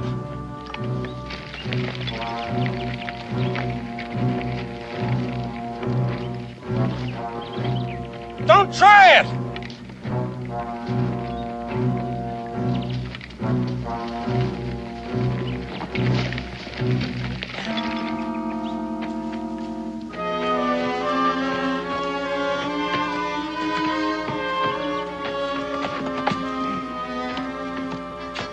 Joe. Don't worry, Pop. I'll get it off. Why didn't you listen to me? You could have fallen and hurt yourself coming down there. I was all right. See, Pop, I would have come with you if I'd known it was today. I didn't know. I wanted to be with you, Pop. All right, never mind, son. Come on, let's try it. Yeah. Again. No. Oh, it's no use. It's too heavy. You gotta go get somebody. I'm not gonna leave you.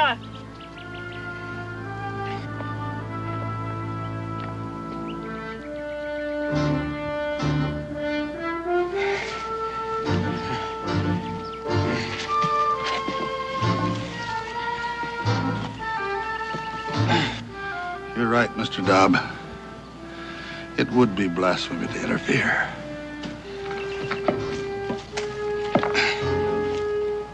Yeah. That's it. Oh.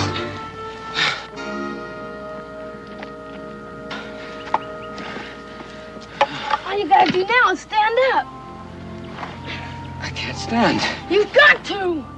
I can't stand. It'd be dark before I can bring anyone. Here, I'll help. How are you gonna help me? Everybody's got to give and take a hand up now and then, as Mr. Dobb puts it. No, son, you don't understand. I do understand, because I'm a cripple. Don't say that. That don't mean I'm weak. No. No, it don't.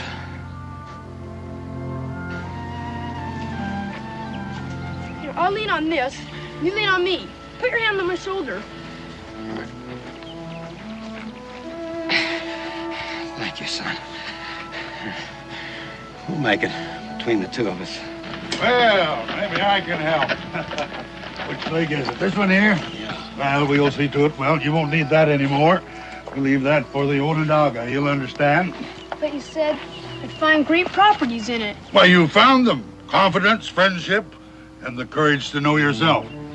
Now, we'll leave it. Another little brother may find the use for it. Well, come on, let's get aboard. Let me help you here.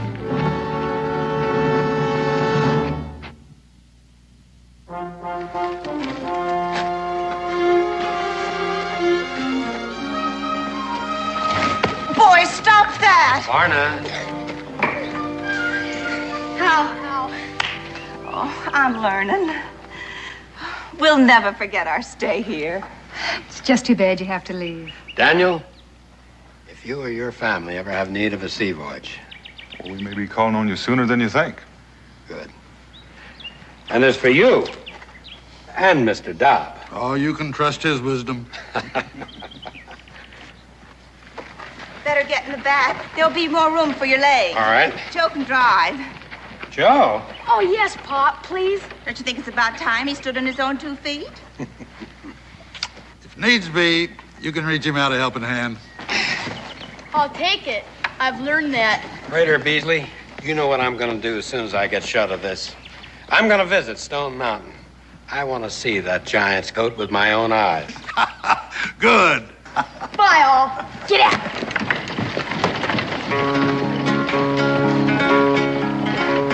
If ever I get married again, it'll be for love, not riches. I'll marry me a girl about 2 feet tall so she can wear my breeches. Her inktum dinktum Terry, her eyes were blue and her cheeks were brown, and they called her Devilish Mary. Go ahead, son. Thank you.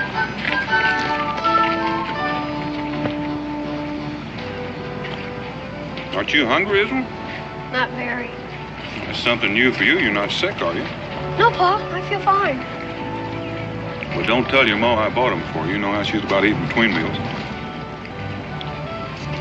Tastes pretty good, doesn't it? Ma makes them better. Well, it goes without saying, but she hadn't been making them lately. That's because Uncle Brian don't care much for sweets. Matter of fact, he don't care much for anything except for his business. Sure, I'm glad you're not a businessman, Pa. Well, so am I, Israel. That's something else you don't have to tell your mom.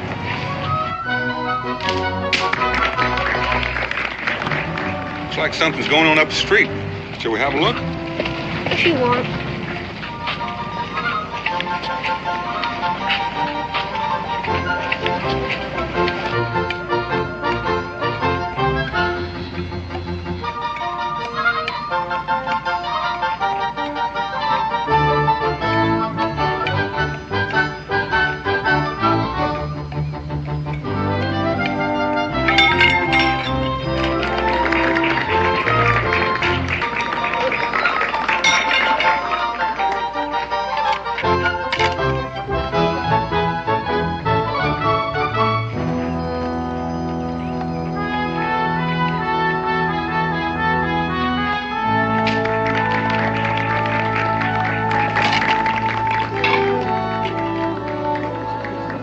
Israel, here, put a corn in the bag.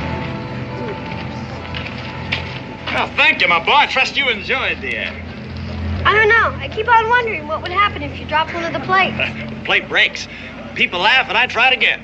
Guarantee you wouldn't try again if it was one of my ma's plates. Your boy? He's my boy. He has a very literal mind. Thank you.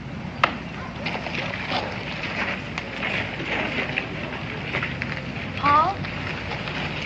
does he mean by that? No, that's something you don't have to worry too much about, Israel. Israel? You know, seems to me you're not having too much fun in our little outfit. I'm sorry, Pop. I guess I just ain't cut out for city living. Well, neither am I. To tell you the truth, I'm starting to get a little homesick myself. What do you say we go back and help your mom pack so we can start home early? I'm ready anytime you are.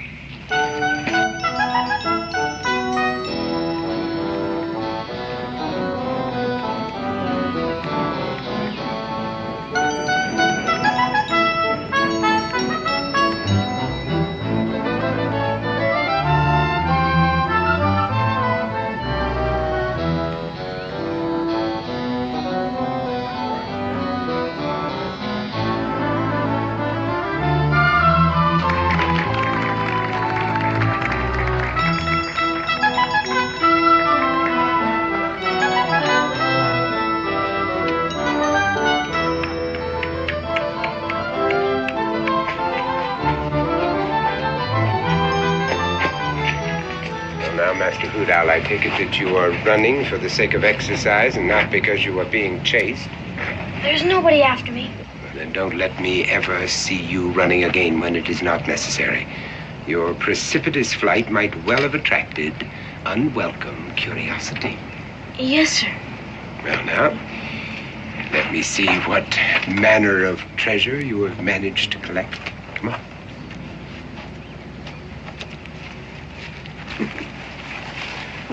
And I'm happy to see that you have learned discrimination. Never rob a poor man. The jail sentence is exactly the same, and the rewards are not worth the risk. Did I do all right? You did very well, my boy. Yes. It does credit to your concentration on your lessons and my teaching. Did I do good enough so I can get meat for supper? A small portion, perhaps. But if you make another haul like this, I promise you that you will feast upon steak. Gee, I don't think I ever tasted steak. You will, my boy. You will. Now, are you sure that no one was suspicious? Nah, it was easy. They were too busy watching to notice anything. Yes, that's an ideal situation and a novel way to draw a crowd. Perhaps I should take up juggling. What do you want me to do now? Well, I would say that you have exhausted your single talent for the time being. Get yourself a partner. Black Cat, perhaps. Between the two of you, you lads should do yourselves proud, and the day is still young. Shall we go back to the crowd again? Now, don't be greedy. No, you've already harvested that crop. Look somewhere else. Yes, sir. And don't get caught. A gifted chap.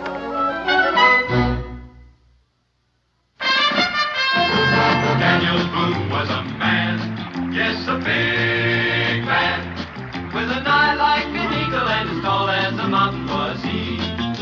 Daniel Boone was a man, yes, a big man. He was brave, he was fearless, and as tough as a mighty old tree.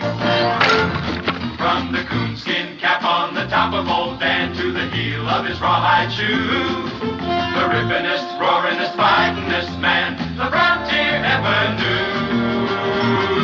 Daniel Boone was a man, yes, a big man, and he fought for America to make all Americans free. What a Boone wanted to do and what a dream come true was he.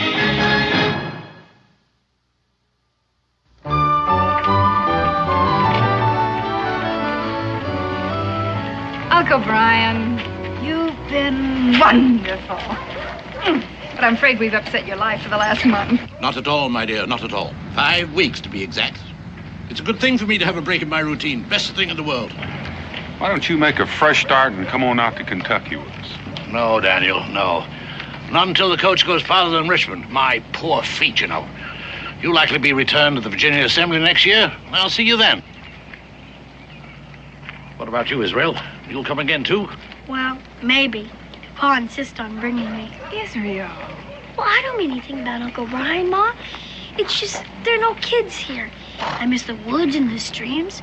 It's lonesome. All you have to say is thank you, and I'd love to. Honesty, Rebecca. Honesty. Sirs, madam, forgive a slight interruption. I am Dr. Thaddeus Morton, humanities, not medicine, and I'm newly arrived in these gracious environs with my spouse and our 9 children. 9? That sure is a lot of humanities. Israel. Yes, lad. Yes, 9, and all boys. And what is even more curious, they're all just about the same age as you. Well, that's pretty hard to do. Well, not if they're adopted. Orphans. My wife and I lacked children, so we solved our problem with children who lacked parents. And if this town proves to be sympathetic, well, we have plans to build a permanent home here that will accommodate a great many more children. Yes, you'll find the details in these announcements, and I shall elucidate on the program tonight at 8 o'clock, and I hope that you will all be there. Thank you. Well, Doctor, this seems like a very nice thing you're doing. My wife and I can't be there, but I reckon if you're taking donations, we can spare a few Continentals. Well, that's most philanthropic of you, sir. And what name shall I enter on our list of patrons? Well, don't bother putting our name down. I'm just sorry we can't afford more. Well, I assure you, if everyone is this generous, the home is already built. Thank you again. I'll be at your meeting, Dr. Morton. I'll be there. Bless you, sir.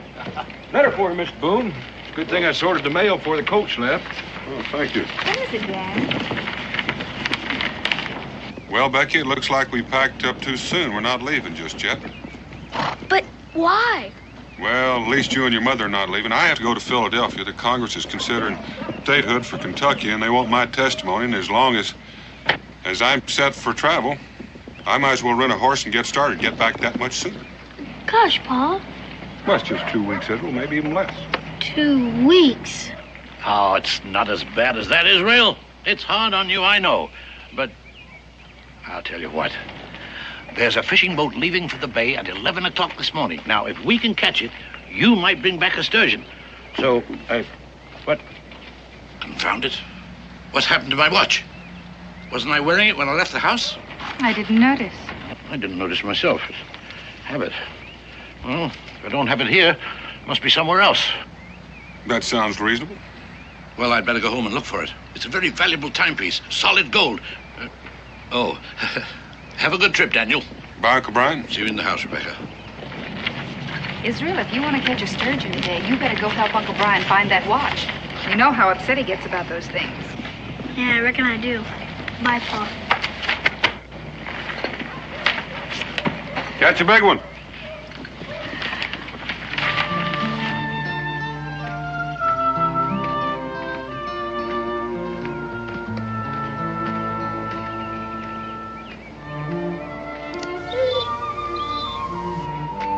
Hi, boy. Hi. How are ya? Want to play? Go get it, boy. Go get it.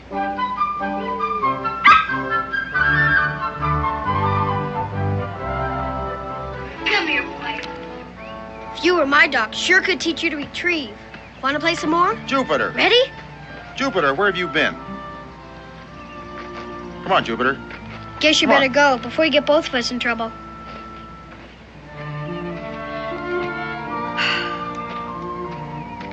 Boy, around this town, they don't even want their dogs to have fun.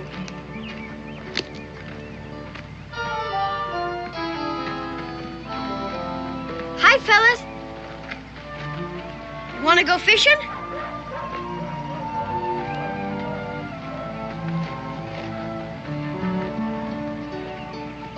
Two more weeks, brother.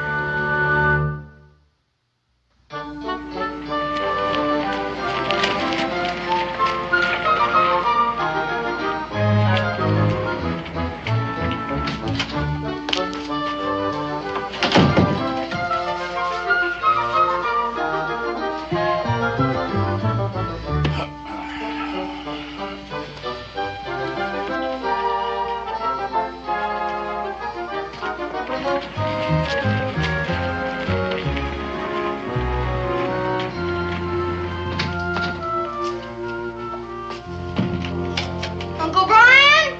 I'm in here.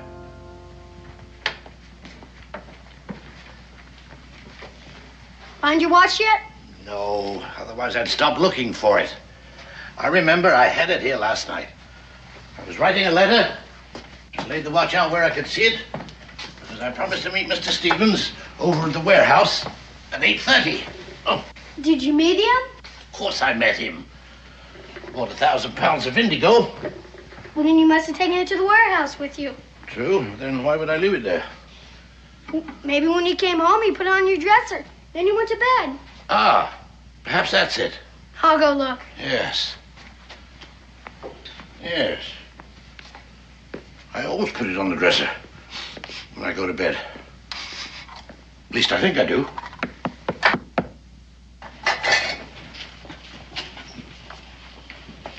The devil can that be? Yes? I hate to bother you, sir, but, Well, speak up, boy. What is it you want? well, you see, I'm a poor, unfortunate orphan with no mother or father, and I was wondering if you're a kind enough man to give me and some of my other orphan friends some money so we might have a decent meal. Well, how much of a contribution were you considering? Oh, 10 pounds? 10 pounds? Everything you say may be true, my boy, but it seems to me that when one is expecting charity, 10 pounds is a rather exorbitant request. Well, you see, it's to build a new orphanage. Oh, are you one of Dr. Morton's children? Yes, sir. Yes, well, I met Dr. Morton a short time ago. He's a fine man, a most benevolent man. But I find it hard to believe that he'd allow his children to solicit funds in such an irregular manner. Well, to tell the truth, sir.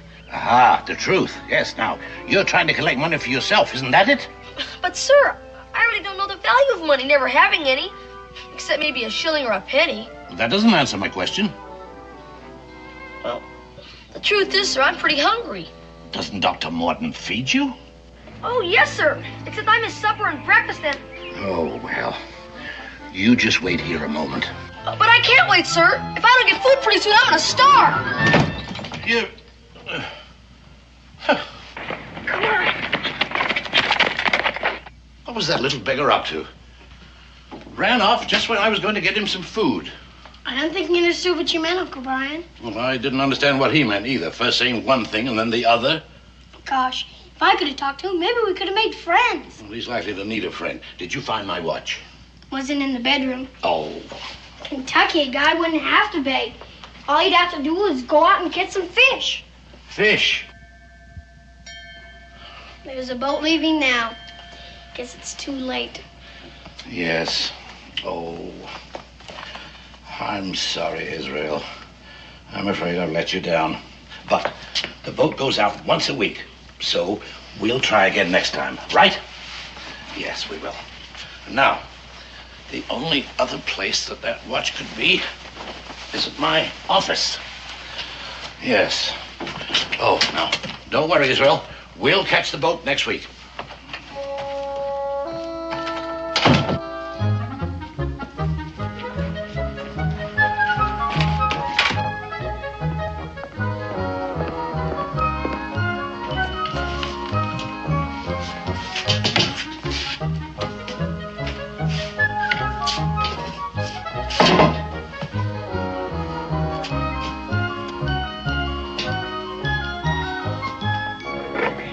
Enough? Never seems to be enough. I'm not sure a broken pipe is worth very much. And what about the silver box?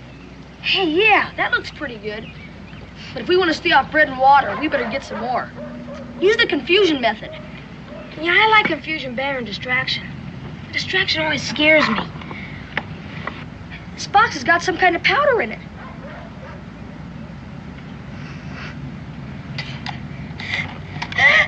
Achoo! Shh, someone will hear us. Be quiet. Achoo!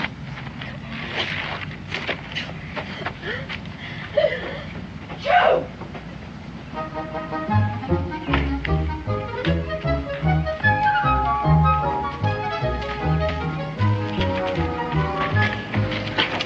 How about that place? We use the confusion method.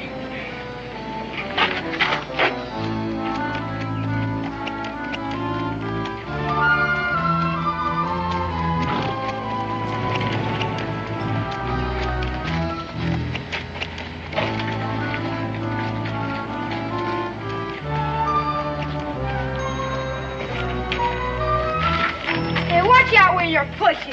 Hey, watch where you're pushing. Stop pushing me around.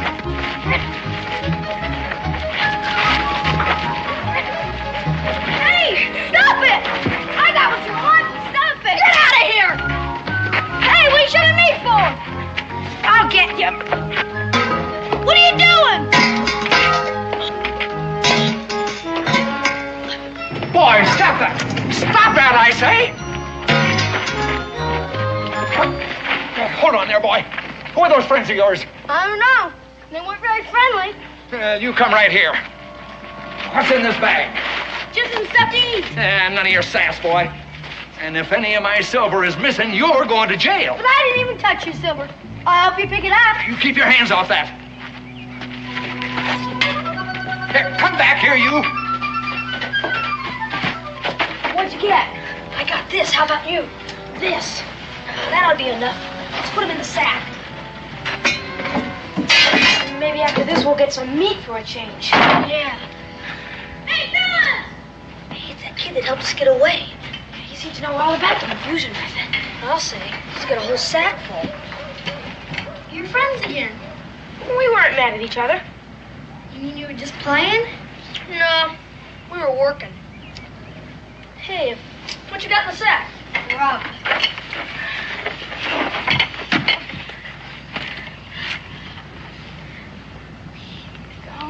Oh, meat! Boy. 2 kinds of meat. Now, this is for dessert. You gotta eat the other stuff first. Like you think we won't? You stole this stuff? Well, I don't know if it was exactly stealing. I just didn't have time to ask for it. Hey, he's just like us. We hardly ever ask for stuff either. I'm Black Cat Jack. Black Cat? And I'm Hoot Owl Tom. Hoot Owl? Yeah. What's your name? I'm Copperhead Izzy. Hi, Copperhead. Join the gang. Wait a minute. Let's do this the right way.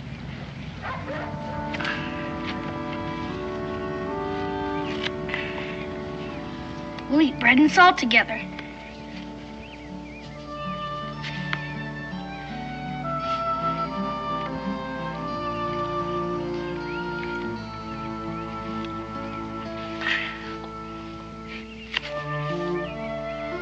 Now we're brothers for life.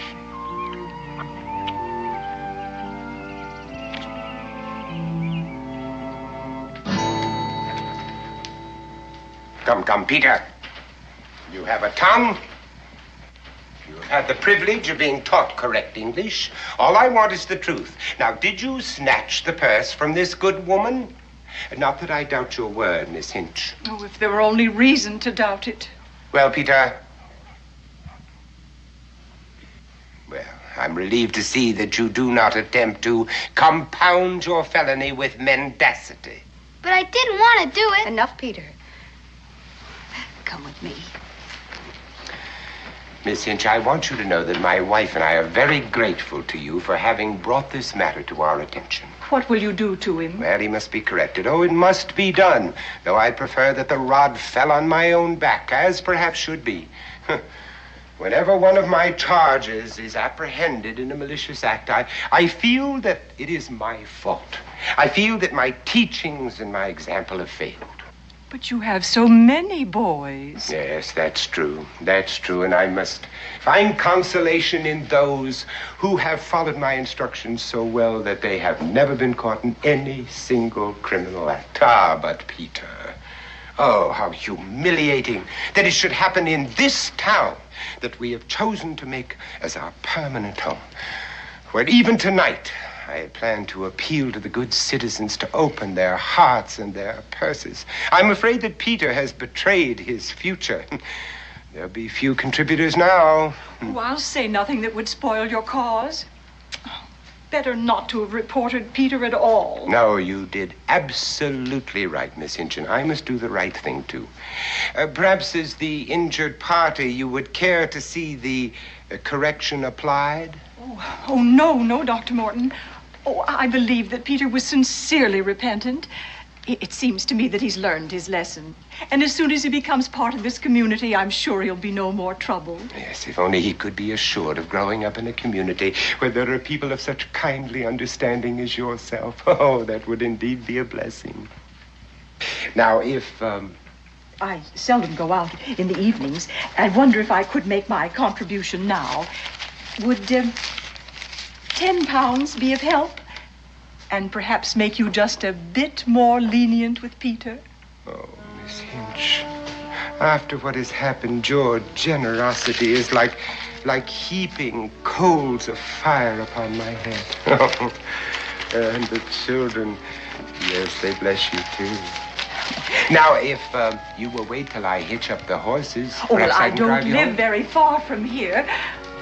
It's been a pleasure, Dr. Morton. Your pleasure is my profound delight. Oh. And the children bless you too. Oh. Oh.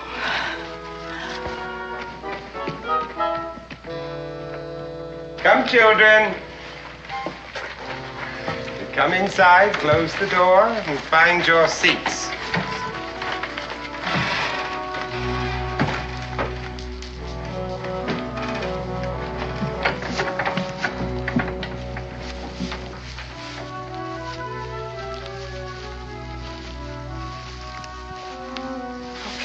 You stay here. We gotta report to Dr. Morton. Gentlemen, Chicken Leg Pete has been caught stealing, and he's going to have to be made an object lesson. You're late. What did you have to say for yourself? Silver. Yeah, now that's what we like to see. You boys are beginning to learn the value of things. I commend your selection. Watch out, Mr. Morton. That stuff's powerful. Powerful? On the contrary, it's excellent snuff. French, I'd say. All right. Sit down.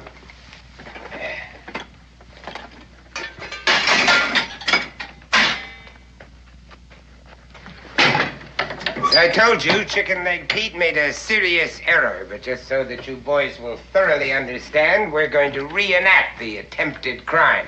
All right, Chicken Leg, stand out here. What did he do? He got caught stealing. He's sure gonna get it. I guess I'd get it too if I was caught stealing. Violet, you will play the part of Miss Hinch, who informed me that her purse was hanging on the crook of her elbow like that. Now you will be strolling up and down the street looking in the shop windows. All right, Chicken Leg, show us what you did.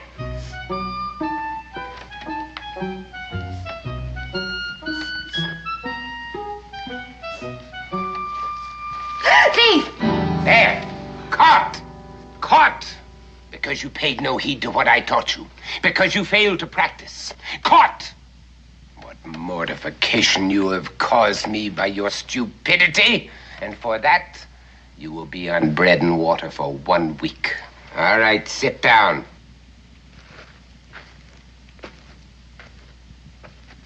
Black Cat, come here. Why does he always have to pick on me? Now, Black Cat, this is a solo job. You want that lady's purse or its contents. Now, employing the skills that I have imparted to you, what method would you use? I guess the sympathy method. Very good. Demonstrate. All right, Violet, stroll.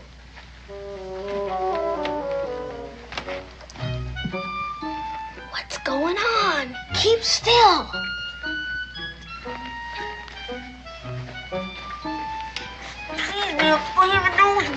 Not my sleeve. Here. I'll get you a handkerchief. Ah. Black Cat's pretty good. Oh. It's all right now, ma'am. Excellent. Excellent. Just as I taught you. But that's not right. He's teaching you kids to steal. Somebody's got to stop him. Who is that? Come here. Stranger, huh? You're not quite a stranger. I met you on the street by the coach, but I didn't get your name. Boone. Israel Boone. But you told me in Hoot Owl you were Copperhead Izzy. That was just a play name. You and Hoot Owl, eh? So you're the ones who brought him here, In violation of my absolute rule, never mingle with strangers. Hoot Owl, up front.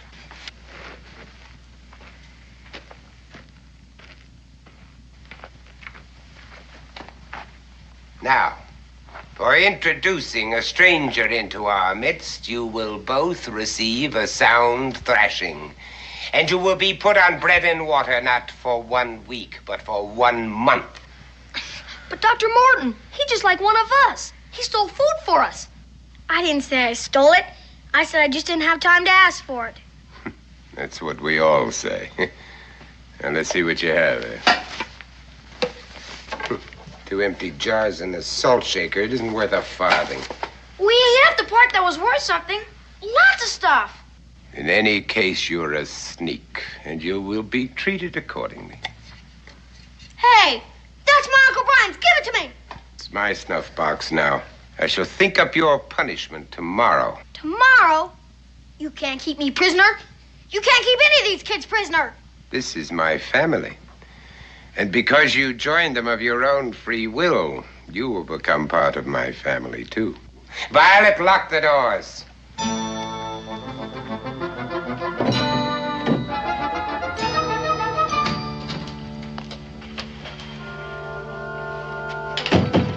Uncle Brian, is that you?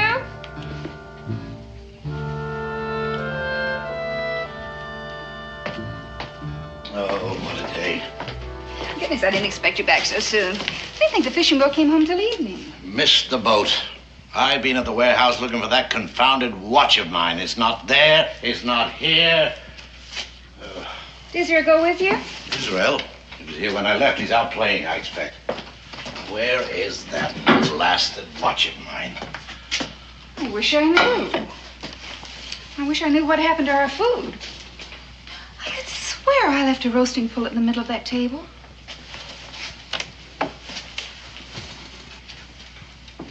And there's a loaf of bread missing.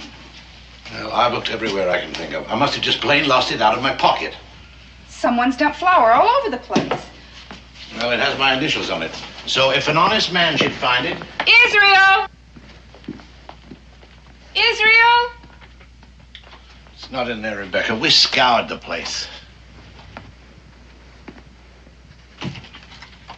Israel!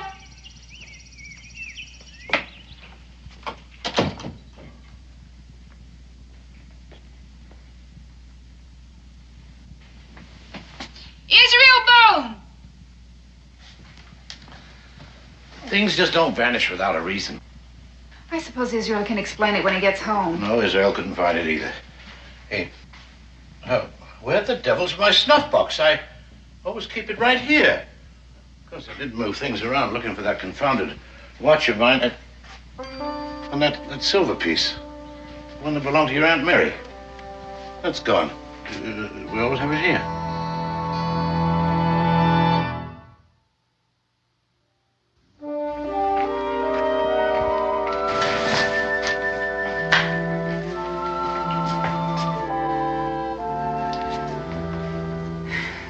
Stay away of this long unless something's happened to him.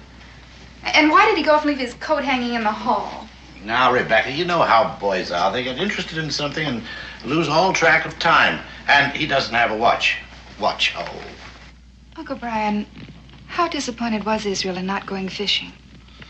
Well, it's hard to say. I think he was more disappointed in me. I didn't keep my promise to him. Why? All that food missing. And he was longing to go home to Kentucky. Oh, I see what you mean. You think he packed up and headed west? No. No, he wouldn't do that. He wouldn't run away. It's impossible. Well, it's not impossible at all. He didn't like it here. I disappointed him. It's the most logical thing in the world. He had to show his disapproval of me, so he packed up and left. Well, there's just one thing wrong with that. I hadn't disappointed him. And he wouldn't hurt me just to get back at you. You're quite right, my dear. Quite right. No, he'd never do a thing like that. There must be some other explanation. He could have been carried off by force. It happens all the time. Kidnapped? Well, I was just exploring the possibilities of process of elimination might arrive at a solution. Suppose someone saw you leave the house and thought the place was empty. They came in to burglarize the house, and Israel caught them in the act. Very sound, Rebecca. Very sound. It fits all the facts, and it explains my missing snuff box. Now, my dear. No time for that. Time for action. Yes. I'll go and see the bailiff. I'll tell him what you think, and we'll post a reward for Israel's return. Well, I'm going with you. No. No need for that. It'll just upset you all the more. I couldn't possibly be more upset than I am now. But the boy might come back while we're gone. If he does, he'll stay. And I'll go out of my mind if I have to sit here and wait by myself.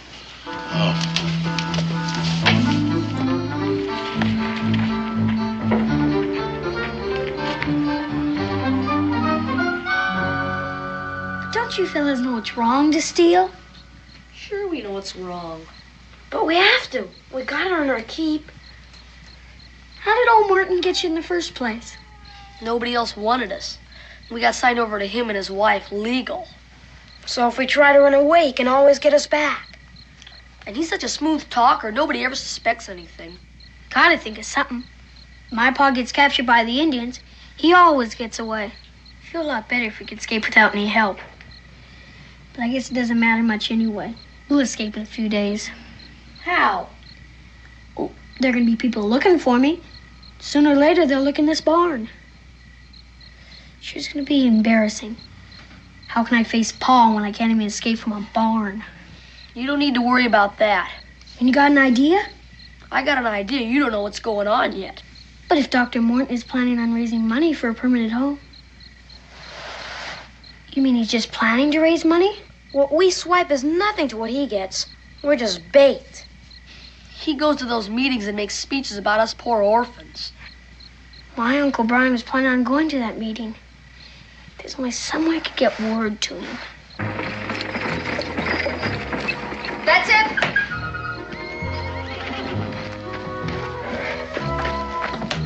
All right. Round up the boys. All right.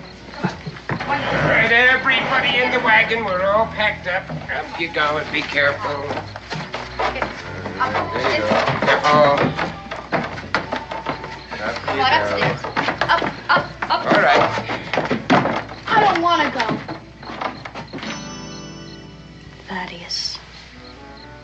As I told you, you joined us of your own free will. You're now one of our children. You want to go with the rest of the boys, don't you? All right, in you go. Now, mind your feet.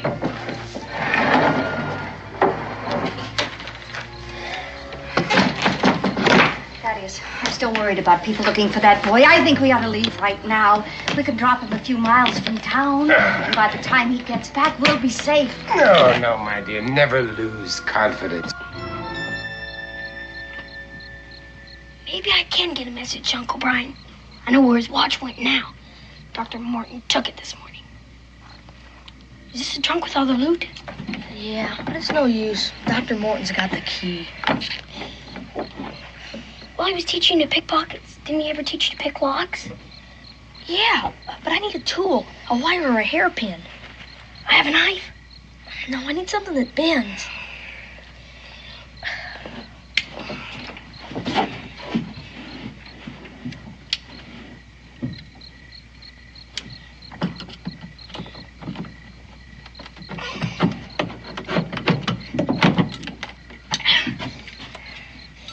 I have a bent nail. Yeah, that might work. After I leave for that meeting, drive the wagon into that patch of woods south of town. And then if anything goes wrong, the people will be looking for me here, and we'll simply vanish into the night. Boy, if Dr. Morton catches me at this, we're in big trouble. You want to escape, don't you? Why else do you think I'm doing this?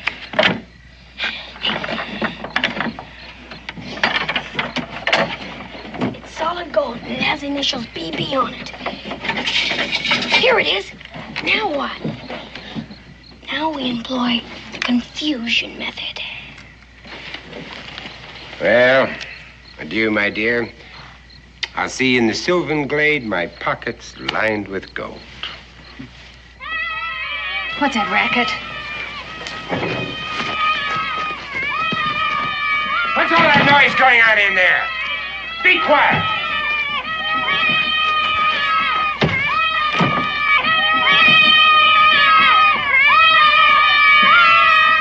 All right, now, let's see what's going on. What are you doing?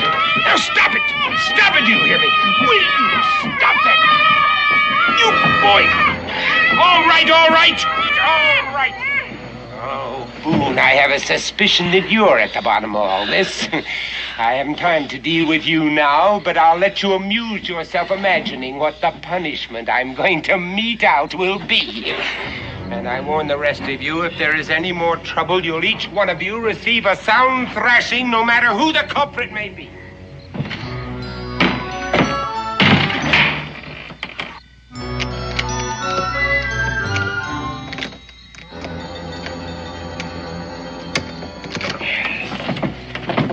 You'd better be on your way. Did you get it? Well, did you get it? Well, this might not work. We have a chance.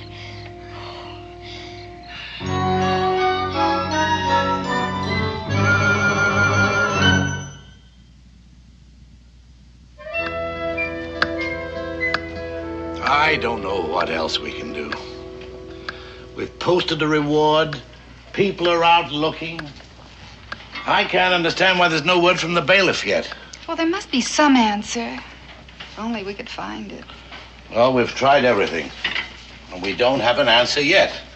The thing I don't understand is the missing food. If there was a thief in the house and Israel walked in on him, why would he take time to rob the pantry? Well, it could have been he was hungry. Israel could have walked in on him robbing the pantry. Logical, my dear. Very logical. We know there was someone else in this house besides Israel. Israel would never steal. Food. Food.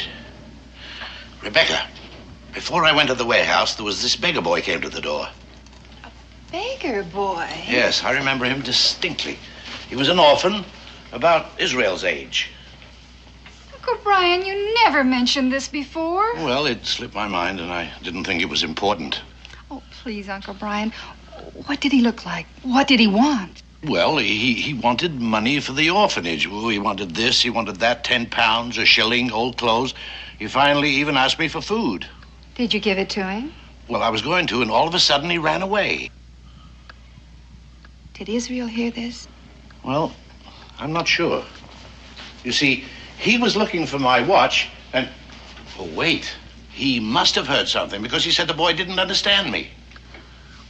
That could be the reason he took the food. He took the food for the boy at the orphanage. Yes, but he should be back by now. It isn't that far. Well, he stayed.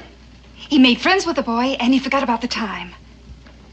Wasn't Dr. Morton holding a meeting tonight? Yes, 8 o'clock. I planned to attend until Israel got lost. Well, you're still going to attend. Well, there's no point in it now. Besides, I wouldn't leave you here alone. Of course there's a point in it. Don't you see, if he took food to that boy, Dr. Morton may have seen him. Good heavens, you may be right. 8:45. All right, Rebecca. I'll go to the meeting. And if I miss Dr. Morton in the meeting, I'll find him later. Where are those orphans now? In that old barn just north of town. Oh, I think I'll go out there. Israel may have found himself some friends. Yes.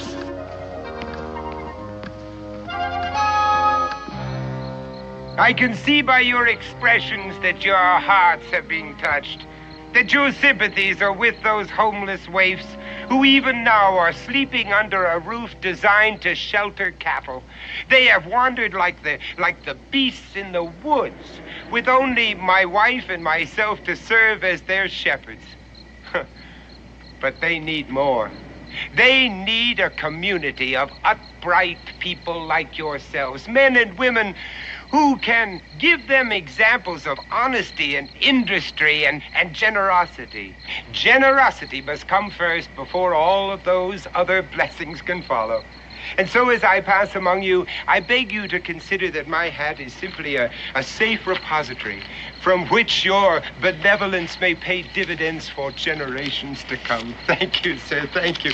And thank you, Matt. Thank you very much. That's very good of you. You know, you are buying the ground on which those children are now sleeping. Thank you. And in place of that miserable hovel in which they live now, thank you, bless you, you are building a temple to human kindness where not only these orphans, but many other orphans in years to come may go and seek shelter from the storms of life. Oh, what joy you people give me. I just could weep. I really could. You know, there are no words to express my gratitude. Thank you. But you will hear it in the voices of the children. And I must go now and let them know of their great good fortune. And I beg of you all to appoint a trustee of your own choosing from among yourselves with whom I may deposit these funds in the morning. I wasn't sure I'd make it in time. Well, you were spared my speech, but it's not too late to make a donation. Oh, yes, of course. But I really came here on another matter. Now, most of you already know that my grandnephew, Israel Boone, is missing, and I have offered a reward for his return. You met him at the coach this morning. Yes. It must be very, very terrible for you and your contribution, so that's a very handsome one. He'd been at loose ends and lonesome, being a stranger here, and I thought he might have struck up an acquaintance with one of your orphans. Well, I really don't know anything about that, but when I get back, I'll rouse them and ask. Yes. Your contribution. Yes? What is it? I was just looking at your watch chain. I have one exactly like that. How very coincidental, your contributions. What I mean is, I had one just like it, and I lost it. And the first time I missed it was right after talking to you this morning. Well, my wife will be expecting me now. This is my watch. My initials were engraved on. After him. He's a thief. He's robbed us all. Get him. Catch him.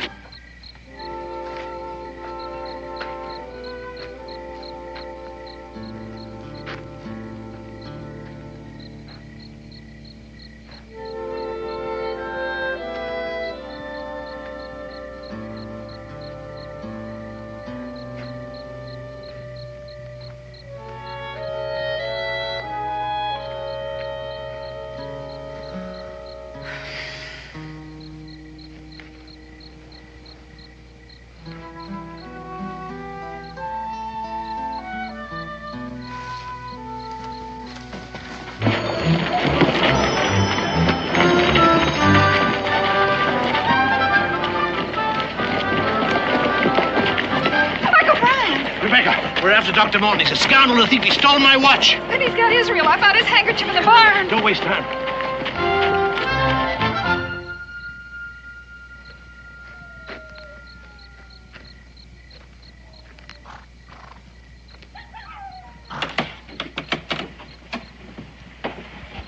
How's everything outside? It's all clear.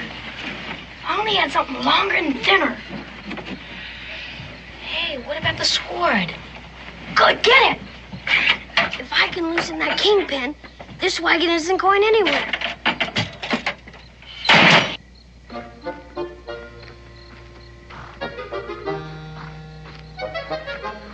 What's that noise? What's going on in there?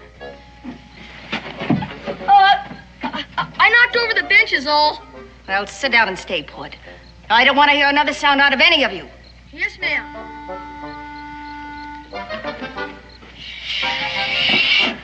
Gotta loosen these bolts. It's coming. The bolts are loose.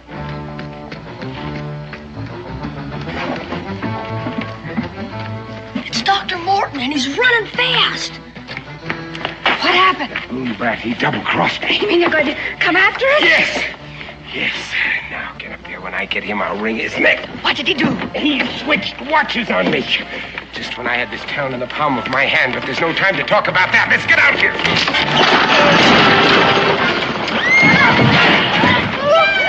Oh, stop crying. You're not hurt, but somebody's going to be. This is the Boone brat's doing. Oh, I'm going to give him the thrashing of his life. And you, too. You, too. You think that you can outsmart Thaddeus Morton and get away with it, do you? Oh, you cursed little pumps. Wait till I get my hands on you. All right, come up here, all of you. Come on up here. Boone! Boone, where are you? Come up here. I'm going to teach you a lesson that you... Stop where you are, Martin! Israel! Oh, Israel!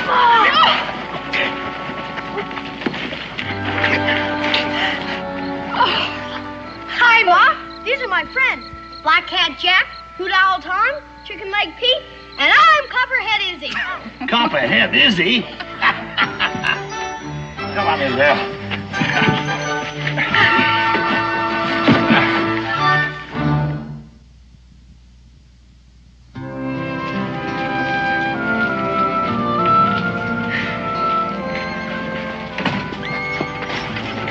Well, that's quite a story, Israel, but are you sure you didn't stretch it just a bit?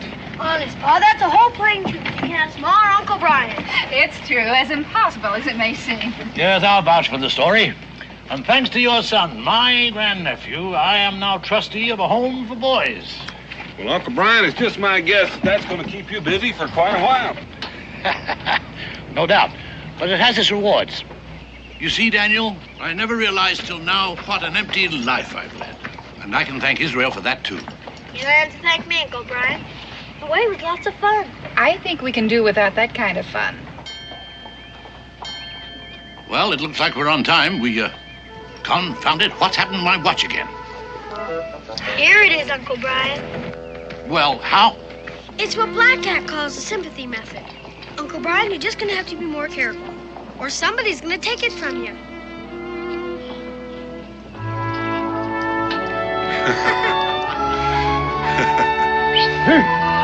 Hey!